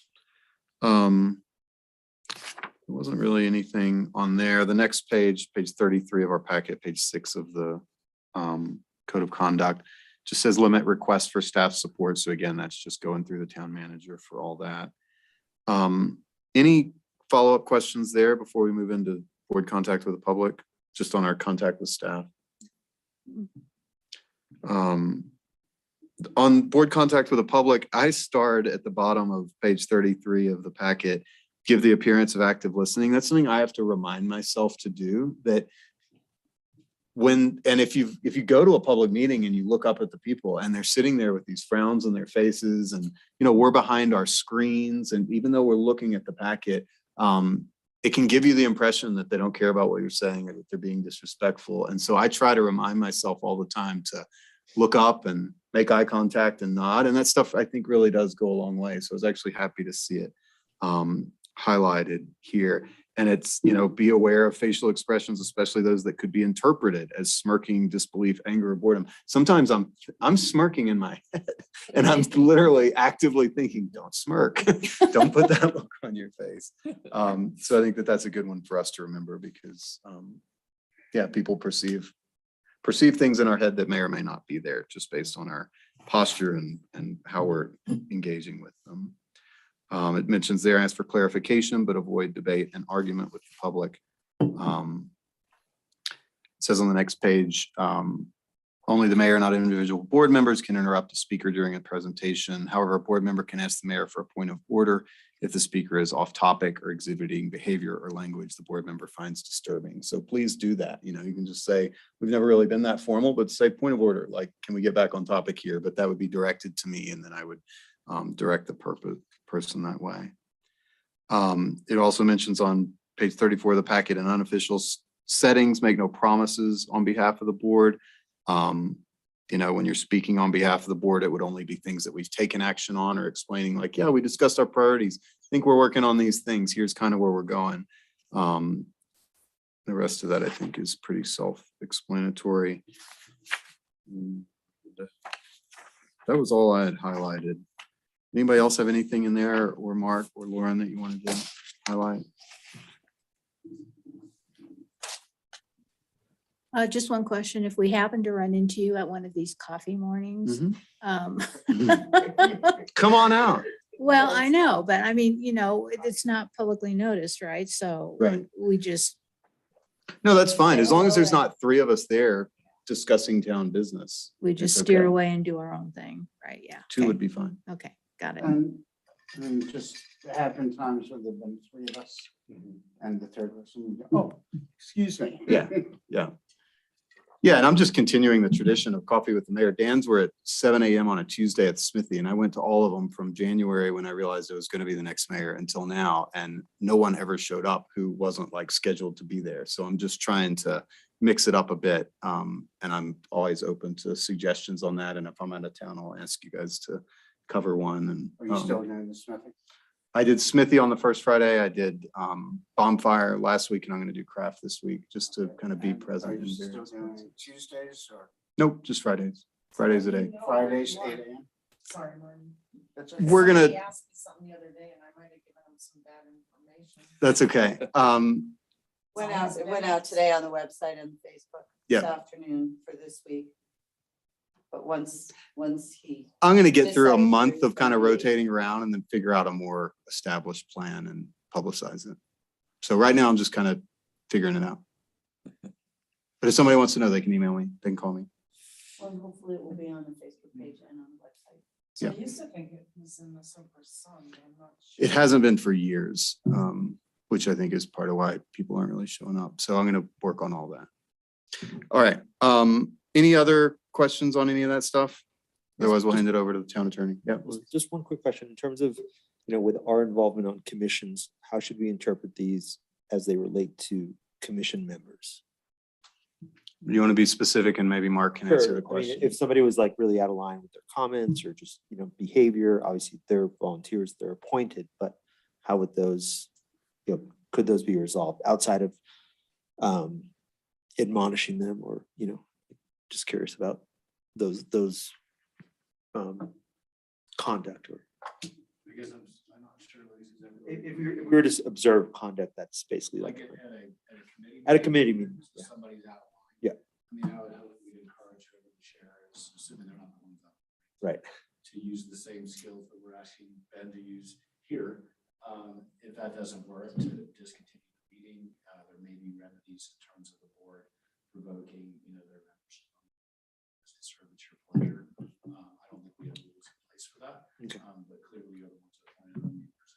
I think we want to talk about it, and just the immediate thing is just not to let interpersonal disagreements get out of hand. To try to diffuse and continue the meeting if needed. And I mean, that's a good question, Louise. I think it's one of the least defined areas of our role, is what our role is with those boards and commissions, because in my experience, like as the Bike Ped Trail Commission liaison for the past 6 years, I've wanted to really sit back and let the chair run the meeting and let the commissioners have their say. But occasionally I'm like, oh my God, they're so far off topic. Like, should I step in here? And the way I've tried to approach that is just kind of coaching and talking with the chairperson outside of that meeting to say, hey, before the next meeting, like, let's meet and let's plan that, and sharing this kind of stuff with them. I don't know if anybody else has thoughts or experiences in that realm that would be helpful here. I don't look necessarily. like you- I okay. mean, I think it's tough on the commissions, because I would say that the role is to kind of observe and weigh in when they ask you to. But if somebody was being out of line at a Park and Recs meeting, I think you could ask for a point of order, because I do also think we're more used to like the formal running of meetings. And sometimes the commission look to us for that guidance of like, well, wait, how do I, the chair might in that moment say, what do I do? And you could say, point of order, this, public commenter is being disruptive. You can ask them to sit down or something. Like you might have to help guide them in a sticky moment like that. If it is between two commissioners, then I think it is different. If it really, really gets out of hand, you go over here. Right. Put it down. To the police station, yeah. But didn't know what you meant. But yeah, I do think that that's part of our role, is to keep those commissions operating effectively and professionally. And I think, yeah, point of order sort of thing, like, hey, let's get back on topic here would be appropriate. And we've invited board and commission chairs into something like this before. We didn't organize that this time around, but we could certainly do that. And I think that that would be helpful to help them grow in that way. Okay. Anything else on any of these topics? And then we'll hand it over to Mark. Were you still going to have the outside, what's his name? Come in and make it the presentation on conduct and all of that kind of thing that you described to us a couple of weeks ago? Oh, Evan. Yeah. He's away, but he and I have spoken about it, and we're gonna try to set a date when he comes back. Okay, and is it generally the same sort of thing? I think it's a little different. It's a little different than that. It's not really about people misbehaving. It's about how to have a productive debate when potentially you've got a whole bunch of different opinions in the room, yeah. and how to be most efficient and effective as a board. Okay, thank you. And I think some of it's it's, what I know of it. yeah, I think some of that's about our mindset too. It's about like reframing your thought process when you're entering into a kind of adversarial debate, so that you can help find. And the boards and break- commissions will be invited. Okay, that's to good. that. Okay. That's great. Thanks for reminding me of that, Lori. Honey. Okay, Mark. Ready? Yes. All right. 8 when we're done, all right? Yep. Try.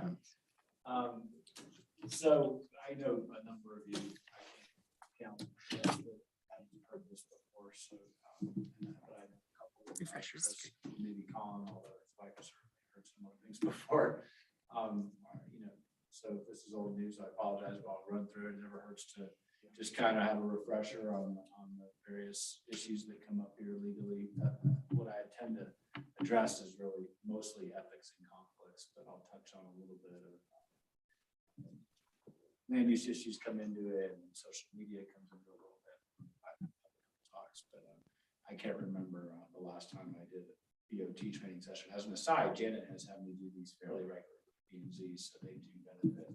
It's limited to their role. Obviously, they're not doing contracts for paving streets, but on the land use side, they do have a significant role, and so they go this too. The topics I want to run through, the overview is conflicts of interest. Then I want to talk about kind of the difference between your roles when you're administrators and politicians versus when you're judges, which is what we call quasi-judicial here in Colorado, mainly land use, but some other things too. Talk about what happens in those instances with conflicts of interest or bias, when you might need to recuse from a given decision, how we do that procedurally, the steps we take to go through that. Talk a little bit about open meetings and open records. It just came up a minute ago with the example with the Smithy and how many can be there and what you can talk about. Social media briefly. And then the article that Lauren mentioned, I just always find it to be a useful reminder. This was actually done by David Broadwell. You guys have probably heard me talk about him before, but he was the Lemon Spring city attorney when he was a baby attorney, and he made his way all the way to being the Denver city attorney and ultimately general counsel for CML itself before he retired recently. He's just an excellent legal mind. And when he was over here in Glenwood, he wrote this article called Conflicts of Interest in Small Communities. And when I get ready to give this talk to you guys or P&Z or similar boards, it always helps to remember, not just these concepts, but how often we run into them when you're in a small community as opposed to a large community. So Anyway, let's dive in with conflicts of interest. That's a very general statement, obviously. What does it really mean?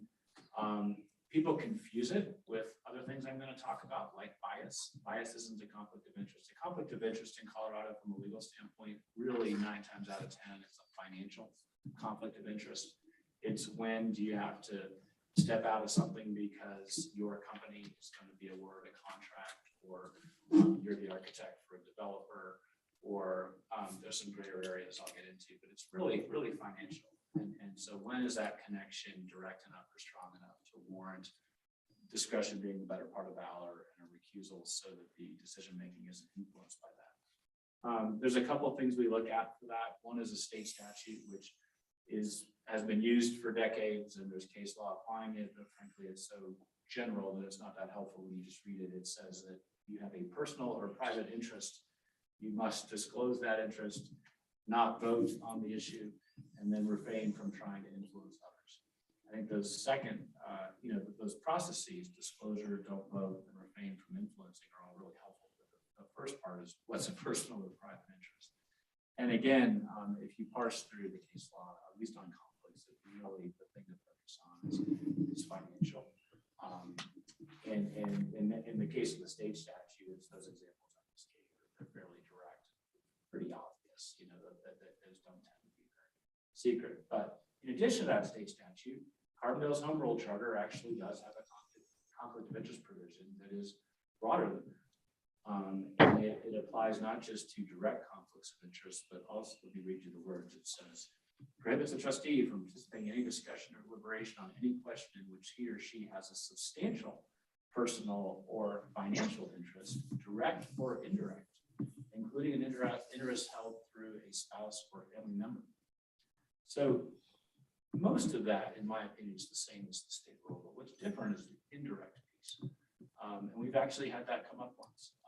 Years ago, it was very controversial land. Back 10, 15 years ago, when it seems like we got hit by a slew of controversial land use issues, all of which were perilously close to ending up in court on each situation.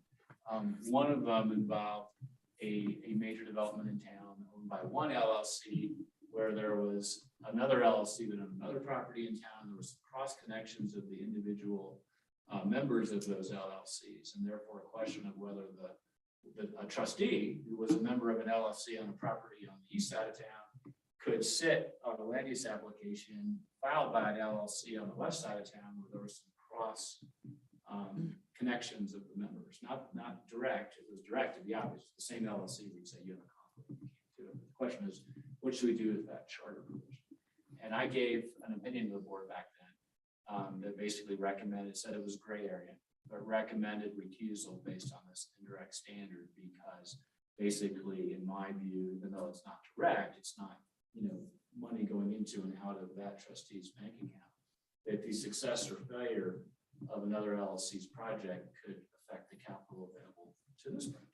So it was an indirect yet a financial connection that we recommended recusal, and that's what happened. The charter provision is a little interesting too, because the process there, as compared to the state statute, which lies mostly with the individual disclosure, calls for it to be decided by the other 6 trustees. And so if an indirect conflict issue gets raised, or even a direct conflict in the charter, there is a possibility where if the individual trustee at issue doesn't feel like recusing and the attorney isn't successful in persuading a result of one way or another, that there could actually be a vote by the other 6 as to whether to require recusal. I don't recall that we've ever gone to that, but that exists. So with financial conflicts, I think, as I said, there's some really easy calls, which are direct conflicts. A business is going to directly benefit or be impacted by your decision. Classically, a bid for construction contracts, obviously. Another obvious one is if an applicant, owns if a trustee has an interest in the property that's at issue in the land use case, that's direct. I mentioned the indirect conflicts; those are just inherently tougher calls, and they really warrant careful, thought and discussion. But it's important to know that that the voters really, or for those of you who got appointed, the rest of your board members have made a decision that we want, at least for the next 2 years, the 7 of you making these decisions. And so we're not looking to contrive a whole bunch of traps to recuse people. Really quite the opposite. Our goal would be to keep people in decision-making roles as much as possible. And so it's really important not to over recuse, so to speak, or over react to potential conflicts. Things that folks get tripped up on is like, what if the person who's an applicant or objector role here is a neighbor or friend? Those aren't conflicts. Those are not financial. We all have them. It's harder in a small town to look at a friend and vote no when they want yes. And you have to be very careful of knowing, we'll get into this in a minute, what bias is. I'm talking about conflicts. These are not conflicts. You may have a bias. If your friendship is so strong, you can't possibly send somebody out of here in tears. You have a bias issue, but it's not a conflict of interest. So really, just be real careful with the financial connections that we all have in this town, especially how many of us are consultants, architects, lawyers, other professionals working on all the various land use projects in the valley. Is your mic on? What's up? I did not. Colin's having a hard time hearing. Sorry, Colin. Hope that helps, Colin. I'm back. So that's financial conflicts. And if no question, I think that's one of the easier ones. So I'll move on if it's all right. So the next thing I'd point something out. Yes. It's for like Chris maybe, but so when you recuse yourself, you have to leave the meeting. Yep. I don't know if you know. I'm gonna get to that. No, that's okay. That's okay. But we'll talk about that in a minute. That's okay. So because all these things can result in recusal, I'm gonna get to the triggers and then we'll get to what recusal is and how we do it. So another before we get to the bias issue, which is where I want to go, first we have to talk about when does it matter? It's perfectly okay to be biased as a politician, as a legislator. So if you're in DC in Congress voting on whether we spend money on Ukraine or not, it is perfectly okay to get on the press, have an opinion, we should or we shouldn't, and here's why. It is not okay, not even remotely okay, to bring that sort of personal bias into what we call a quasi-judicial decision. A quasi-judicial decision is a situation where the seven of you are not sitting as legislators. You're not writing the UDC, you're not writing code, you're not making a budgetary decision. Rather, you are deciding an applicant or objector's property rights. Land use is the classic example, not a general code rewrite like the UDC rewrite, but a specific rezoning of a property, a specific subdivision, a specific building permit, a specific liquor license, pot license. Now we're going to have STRs. All of those are varieties of quasi-judicial decision-making. And when that happens, each of you basically, without us consciously thinking about it, put down your legislator hat and you put on a judge hat and you assume a completely different set of rules. And this is where the town's liability exposure is greatest, because these rules are so much more strict when you're acting politically or as a legislator. And so why does that happen? That's because when there's a property interest at issue, not just the state constitution, but the federal constitution provides that private property can't be taken without due process, right? And so we have to provide what lawyers would call procedural due process to applicants and opponents. It's not just for the developers, it's also for the neighbors who may want to oppose a project. Everybody's entitled to those process protections. The first key protection is that there be a public hearing and an opportunity to be heard. So if we have a public hearing, if you see a notice go out in the sun, chances are pretty high you're having your judge hat on that night. It's not universally true because we do have to do hearings for the UDC rewrite, but 9 times out of 10, if there's a public hearing scheduled and we say we're here to open a public hearing, that's a trigger in your mind. I'm a judge, I'm not a legislator. I can't say I'm pro-growth, anti-growth. I can't, my personal predispositions are no longer what matters here. What I have to do is hear the evidence and apply it to the laws in effect on the date of the decision. And so, notice and opportunity to be heard, a key for procedural due process. Fundamental fairness is another general term that lawyers throw around, but really means, most importantly, that the decision makers are neutral. A judge doesn't come to the table with a predisposition about which way they're going to vote, that they sit and they hear the evidence. The classic example is the jury hearing the case before they decide how they're going to vote. And these are, it's sort of minor league because we all know we're not in court and thankfully we're not dealing with incarcerating someone or worse. But the laws are not that different. And if we run astride of them, the penalties to the town in terms of exposure for breaching someone's civil rights are real. So what are the rules that apply? If the minute you know you have a quasi judicial decision in front of you, the best, even if the application is in its infancy or perhaps not filed yet, my advice would be to begin immediately, not to publicly discuss or comment on it. Just say, we expect that's going to be a quasi judicial decision that we're going to be asked to make. And if it's better for me just to wait until the evidence comes in, and that's going to be presented in due course. And so I'm not going to take a position on that now. And that's acting like a judge. Consider the analogy, and the law, again, it's as strange as it sounds, is the same. Imagine if a judge were seating a jury and doing a murder trial in Glenwood Springs, and then went out to the smithy for breakfast and was like, well, what do you think we should do? You just can't do that. And if in that context, it seems so obvious, but in the lower level, lower stakes land use things we do, it doesn't always seem so obvious. But if you look at the law being the same, it's obvious. So by what we're trying to discourage is what we call ex parte contact. And ex parte means outside the hearing. And so everything that needs to be developed in the hearing, just like in a criminal trial, all the evidence needs to be put before the judge by the witnesses. But they don't read newspapers, at least they shouldn't. And they don't decide based on things that happen outside the room. So ex parte is really anything that you guys might do or say outside of this. If you're all together and we have a notice on the wall and a public hearing commenced, discussion is great. But any time that occurs out of here without those protocols, without a notice, an opportunity for the opponents or proponents to see you and hear you and you to hear them, we are at risk. What's an example, and this will happen, it happens to all of us, me included. You're walking through City Market, you're trying to get your groceries on Sunday, and somebody says, hey, I see you have on your agenda next week, you're going to be voting on Marketplace Lot 1. I really don't think that futsal court's a good idea. Do your best just to disengage. I know it feels rude because these are your friends and neighbors, but if you would like to remain in the decision-making process, and presumably if they're approaching you as an elected official, they want you to remain in the decision-making process. The quicker you can disengage and the least information you can share, the better.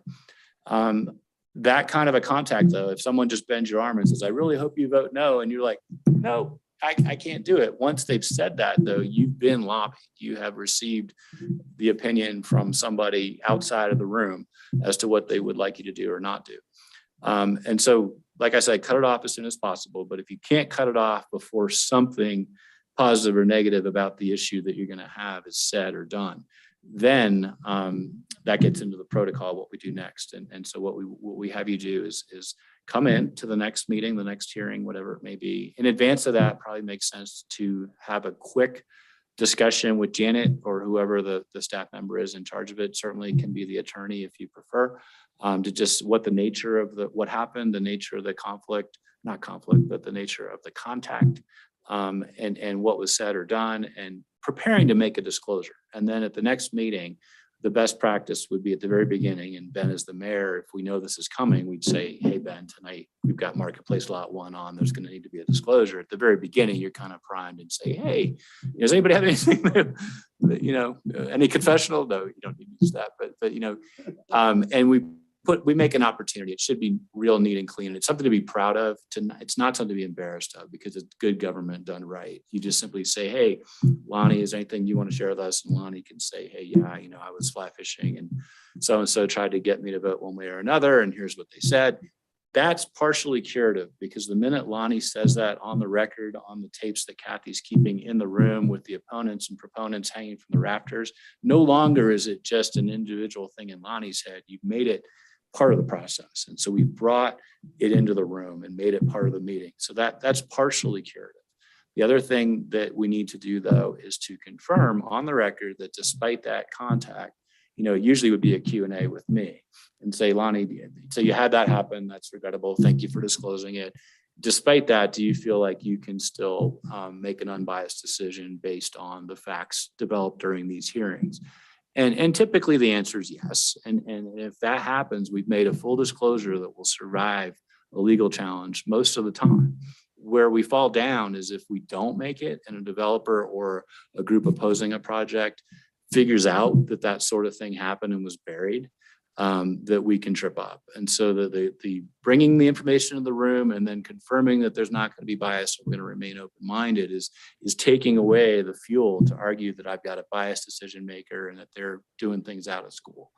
And so that it's very, very healthy and curative to have these disclosures and discussions rather than to try to hide them. And you know, the flip side of the same coin is having a neutral decision maker. That lobbying at City Market is obviously one form of potential bias, but there's lots of other things, you know, that can, you know, folks have different, you know, predispositions for high density, low density, you know, slow growth, fast growth in the example of land use, but there's going to be all sorts of other things that come up that aren't land use. And again, those biases and predilections are all fine if you're legislating. But if we're into a quasi-judicial decision-making process and you know going in, but either because you know somebody or your prior experience, I had an example once where I was on a jury pool in Glenwood. And I remember the jury pool being pulled and they get to you, and you've probably all done this, but I got a question like, well, do you know anybody here? I'm like, I know the judge, I know the prosecutor, I know so-and-so. And by the way, I was hit by a drunk driver last week, you know, and so you're getting it all out there and giving them a chance to decide, are you biased? It's the same process. And so it is important to, if you've got that feeling in your gut, if you just know, hey, I know how I'm going to vote and that we haven't even started the hearing yet.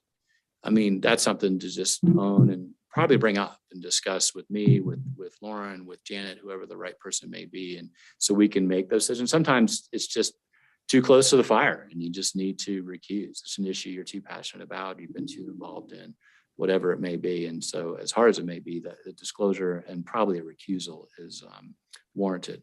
Another thing to watch out for is what we call predisposition or, you know, prejudgment.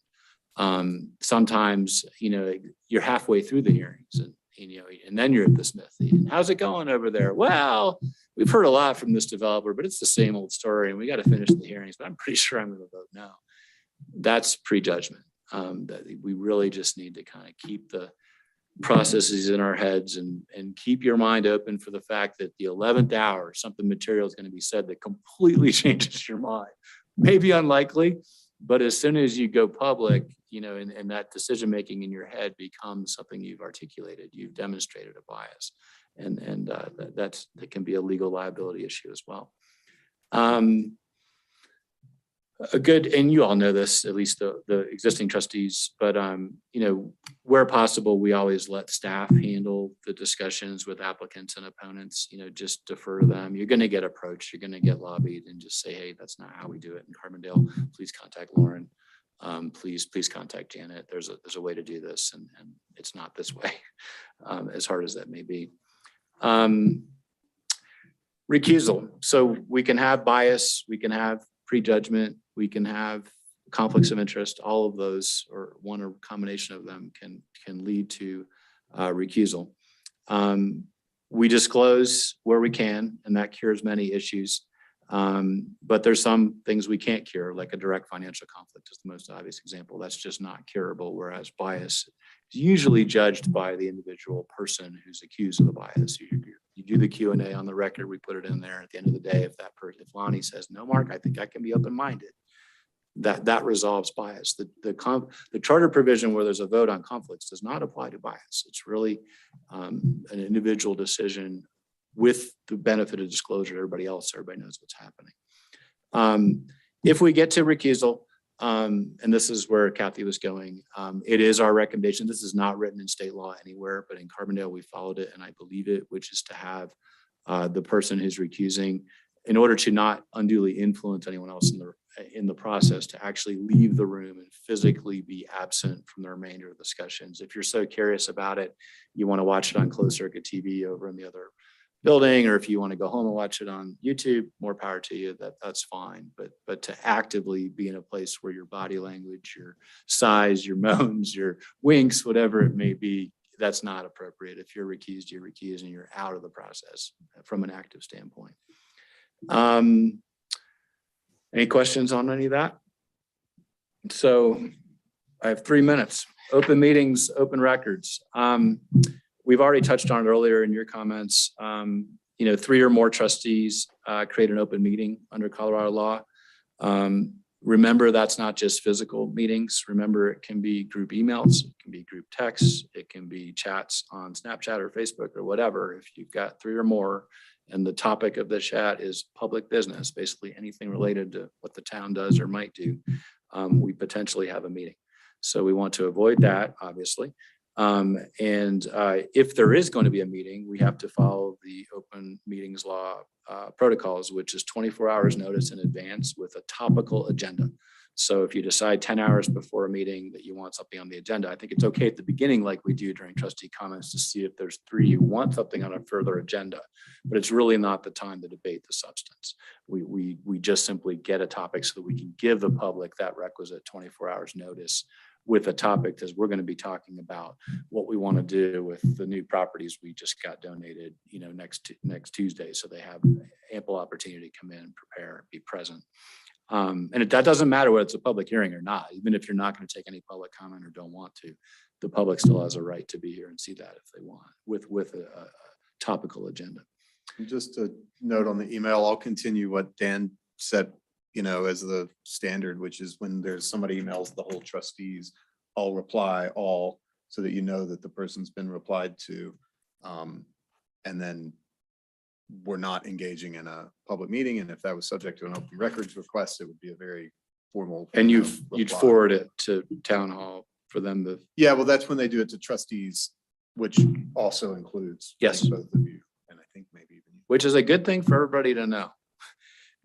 Sometimes even the attorneys are guilty of using trustees. I know this isn't the right web address, but trustees.com or whatever it is, and thinking it just goes to mayor and trustees. Not true. Right. It does go to certain staff members where that particularly become a little thorny is on employment issues. So just be aware that if you really, for instance, if it's an attorney-client message, there are times when it's absolutely fine that Kathy and Lauren and everybody get my attorney-client messages, but I need to be thoughtful about it, because there's other times when, like in the manager selection process, for instance, when it was really just you all. And so I had to think about that. So all of you be mindful that the trustees, the global address goes to more than just trustees. However, it doesn't go to me. It goes to, sorry to interrupt, it goes to me, Lauren, and Renee, nobody else. Okay. Department one. Yeah. And go ahead. Just a quick, we can reply to that individually, that That's fine. person, just them without a reply all. If we see Ben's, but we know them, or we're like, hey, that's something that I'm really interested in working with you on. Yeah. That's still allowed. You Right. can, but we're going to talk about open records in a minute. You can if you're okay with it being an open record. All Yes. of your Yeah, and emails just should to be. point out, we have had people request copies of all of our emails. Absolutely. Not Just- too long ago. Absolutely. So let me cruise through the rest of open meetings. It's obvious. The reason we record or put it on video or have minutes is that's required. We have to keep a record.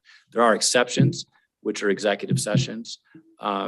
Executive sessions, there are 6 statutory reasons. The ones that we use the most often will be, for instance, attorney-client legal advice, like during a lawsuit, or personnel matters, for instance, when you're hiring senior staff like Lauren. That allows an exception from the open part, meaning we don't have the public in the room and we don't have the tapes running, but we still have a record keeping function. Unless the purpose of the executive session is specifically and limited to just attorney-client legal advice, then it must nonetheless be recorded and a record kept for at least 90 days. And the reason for that is if someone wants to allege that the executive session was held for an improper purpose, or that you made a decision behind closed doors. No, executive sessions are just for discussion, not for decision. Then they could file a request with the court. And if a judge agreed, then one of the remedies would be to provide a copy of the tape. So the purpose of that tape is to sort of keep us honest, that there's always a chance that the newspaper or a citizen may request a copy of that tape. So it's very, very important that that's why we go through the spiel that Ben will read at the beginning of executive sessions about the purpose of the meeting is X. If anybody feels we're straying from this, please bring it to my attention and we will discontinue the executive session. We need to keep it within the topic schedule and the statutory reason that it's been scheduled. Open records, the corollary to open meetings, and it goes beyond because no longer are we talking 3 or more. It's anytime we're talking about a document, and document means electronic things too.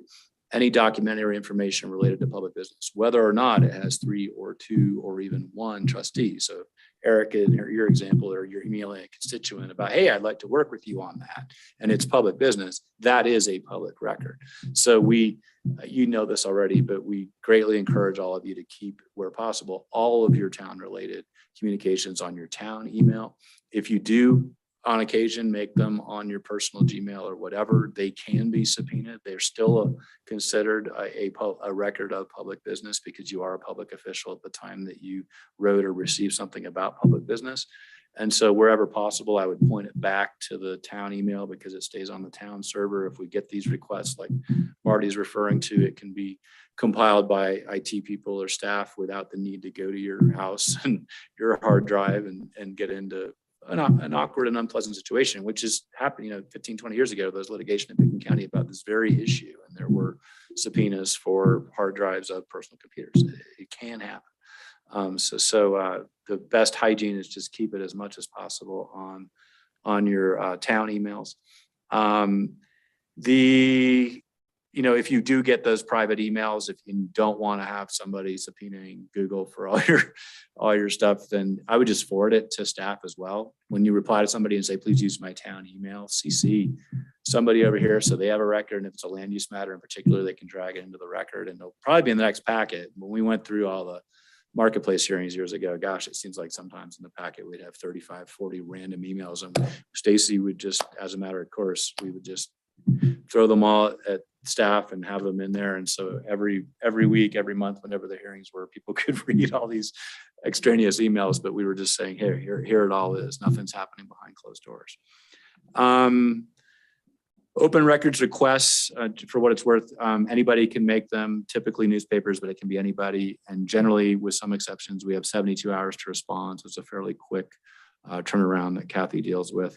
So it's much easier to deal with if the information's already in hand and already on town servers and that sort of thing. Social media, I am not a social media expert and not even much of a social media user myself, but my understanding is that it works very similar to what I've said about emails. Same risks of a Facebook or Twitter or whatever other social media you guys prefer to use. If it's public business and if there's 3 people involved, it's a meeting, and regardless, it's a record. And so where possible, if we use the town Facebook posts rather than individuals, great. If you want to have them individually that relate to your role as trustee, it's recommended that you have kind of a political one and a personal one that don't meet, so that your cousins Christmas pictures aren't on the same thing with your town business. But so that's the best practice anyway. One thing recommended that you're probably familiar with is if you're going to be active on Facebook as an elected official, not to block people because of First Amendment issues. If they disagree with you substantively, to just simply block people who don't see the world the way you do can become a First Amendment issue. So if you're going to use that platform to allow it to be positive and negative. Another thing I've seen explained in literature on social media is it's best practice not to explain votes. So if you come in here and we have a 4-3 vote, for either the 4 or the 3 to go out on social media and say, well, I voted this way because, you're creating a parallel record. We really should have the decision-making speak for itself. In a perfect world, it's a thoughtful, findings that we've all written up and you guys have voted on. Like, we'll do this with the lot 1 thing. You'll have an ordinance and you'll say, oh, whereas we are finding blah, blah, blah, that looks right. And you're voting on it. That's clear. But there's a lot more informal decision-making happens. Even there, it's better for the recording that Kathy's kept, the minutes, to serve as the basis than to create a parallel alternative basis, which could be different in a series of social media posts after the fact. And so best to just leave the basis for your vote. If you want to explain the basis for your vote, do it in deliberations right before you take a vote on the record, rather than after the fact in a secondary electronic communication. And of course, social media, it's no safer to comment on quasi-judicial matters there than anywhere else. Same rules. So running a tiny bit late, I don't really have a whole lot I need to say additionally, except that coming back to this David Broadwell example. He runs through, and you're welcome to it. I can email anybody who wants it. It's a good little read, but the things that he reminds people very quickly are just the political viewpoints are not conflicts. So the classic example is, Chamber of Commerce, pro-business type, and classically, and Main Street in Iowa wants to come in and repeal all environmental regulations. That is not a conflict of interest. It's how they feel, and repealing environmental regulations is a legislative issue. It's not a conflict to feel that way or to vote that way. Friendships aren't conflicts. We talked about that. But bias can stem from any of that if it results in prejudgment in a quasi-judicial scenario. So the same thing about the pro-business person, if he then uses that to vote, against an environmental organization's application because of his pro-business view, that's wrong. If it's a quasi-judicial application. Immediate family members are not direct financial conflicts. I'm sorry, immediate family members in the same household are direct financial conflicts. So if you have a spouse or a child who is sharing housing, living expenses, mortgages, bank accounts, whatever, their financial conflicts count as yours. But if you have a sibling who lives 4 blocks away and you're not sharing a mortgage, it's not a financial conflict.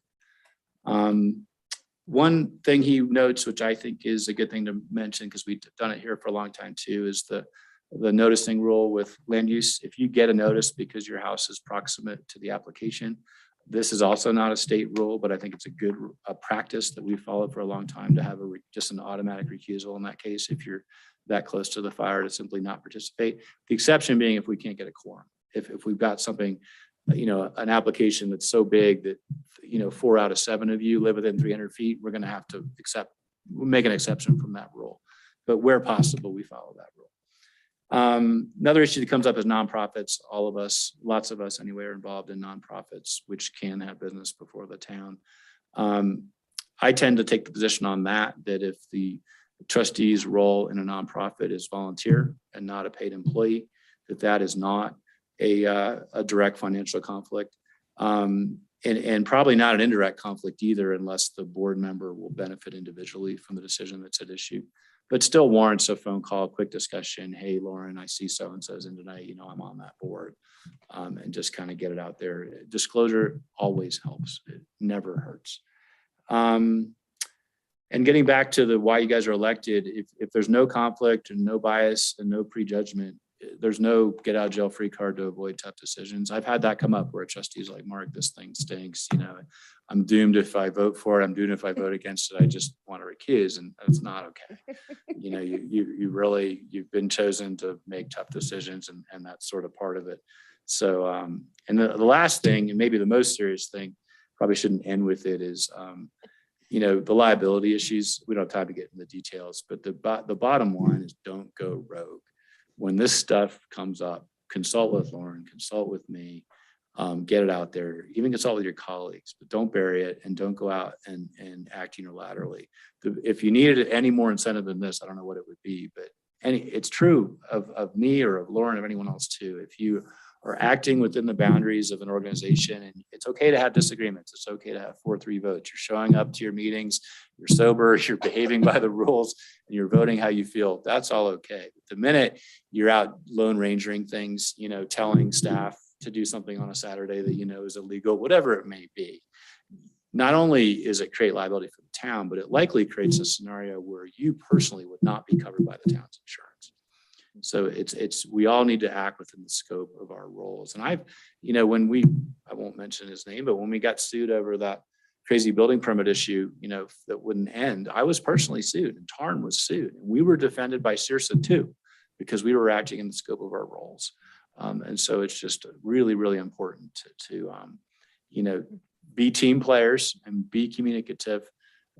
Don't hide from the tough issues, but we get them out there, we discuss them, and ultimately we're all looking to just make the best decisions we can, and I'll be on the raft if those insurance claims come up. Thanks, Mark. Yep. That was a lot. Mm-hmm. Yep. Questions for Mark? And we could talk all night. But. Right. I think just to clarify, the like land use decisions or quasi judicial, it includes no conversations with each other outside of the meeting. I think that's the best practice. Yeah. For sure. That's how You're we've really, been. and there's a time in every meeting for deliberations, but really I think part of those due process rights that people have are to watch. It's weird because there's 7 of you instead of 1. But those deliberations are public, right? And so I think that's part of their process is to see all 7 of you collectively in a meeting deliberate rather than 2 of you do it on a Saturday over coffee. So I think the best practice is certainly to have those conversations here whenever possible. And that's why when we go out for coffee afterwards, we don't discuss business. No. And a corollary to that, of course, as I remind ourselves, because we do go out and talk about sports or whatever, is that social gatherings are not public meetings. They are not subject to the open meetings law. If you're out talking about the Broncos or the weather or skiing or whatever, even if it's all 7 of you with your attorney and your manager, that is legal. Christmas parties, whatever it may be, that is legal. It's okay. And those are not public meetings as long as we're not discussing public business or worse yet, making decisions. Other questions? Colin, I don't know if you're still there. Any questions for Mark? He's asleep in New York. No, I like the article. Just ask for your article. Great. That was great. Thanks. I would just mention in closing these articles, if you haven't read them, they're really good. I was asking Kathleen, our communications consultant, some questions about social media.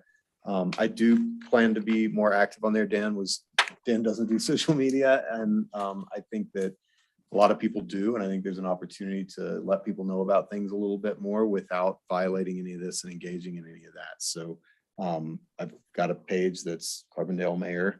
And I'm just posting informational stuff on there, but also highlighting some of the good things that are going on. I put a post of, we toured the 5 megawatt solar plant up at CMC the other day, like for people to see that kind of stuff that might not be an article in the paper or whatever. So I'm going to reread these. I'm going to follow these rules. If you ever see anything going on where you feel like it's on the line, I'd love to hear about it. But I think,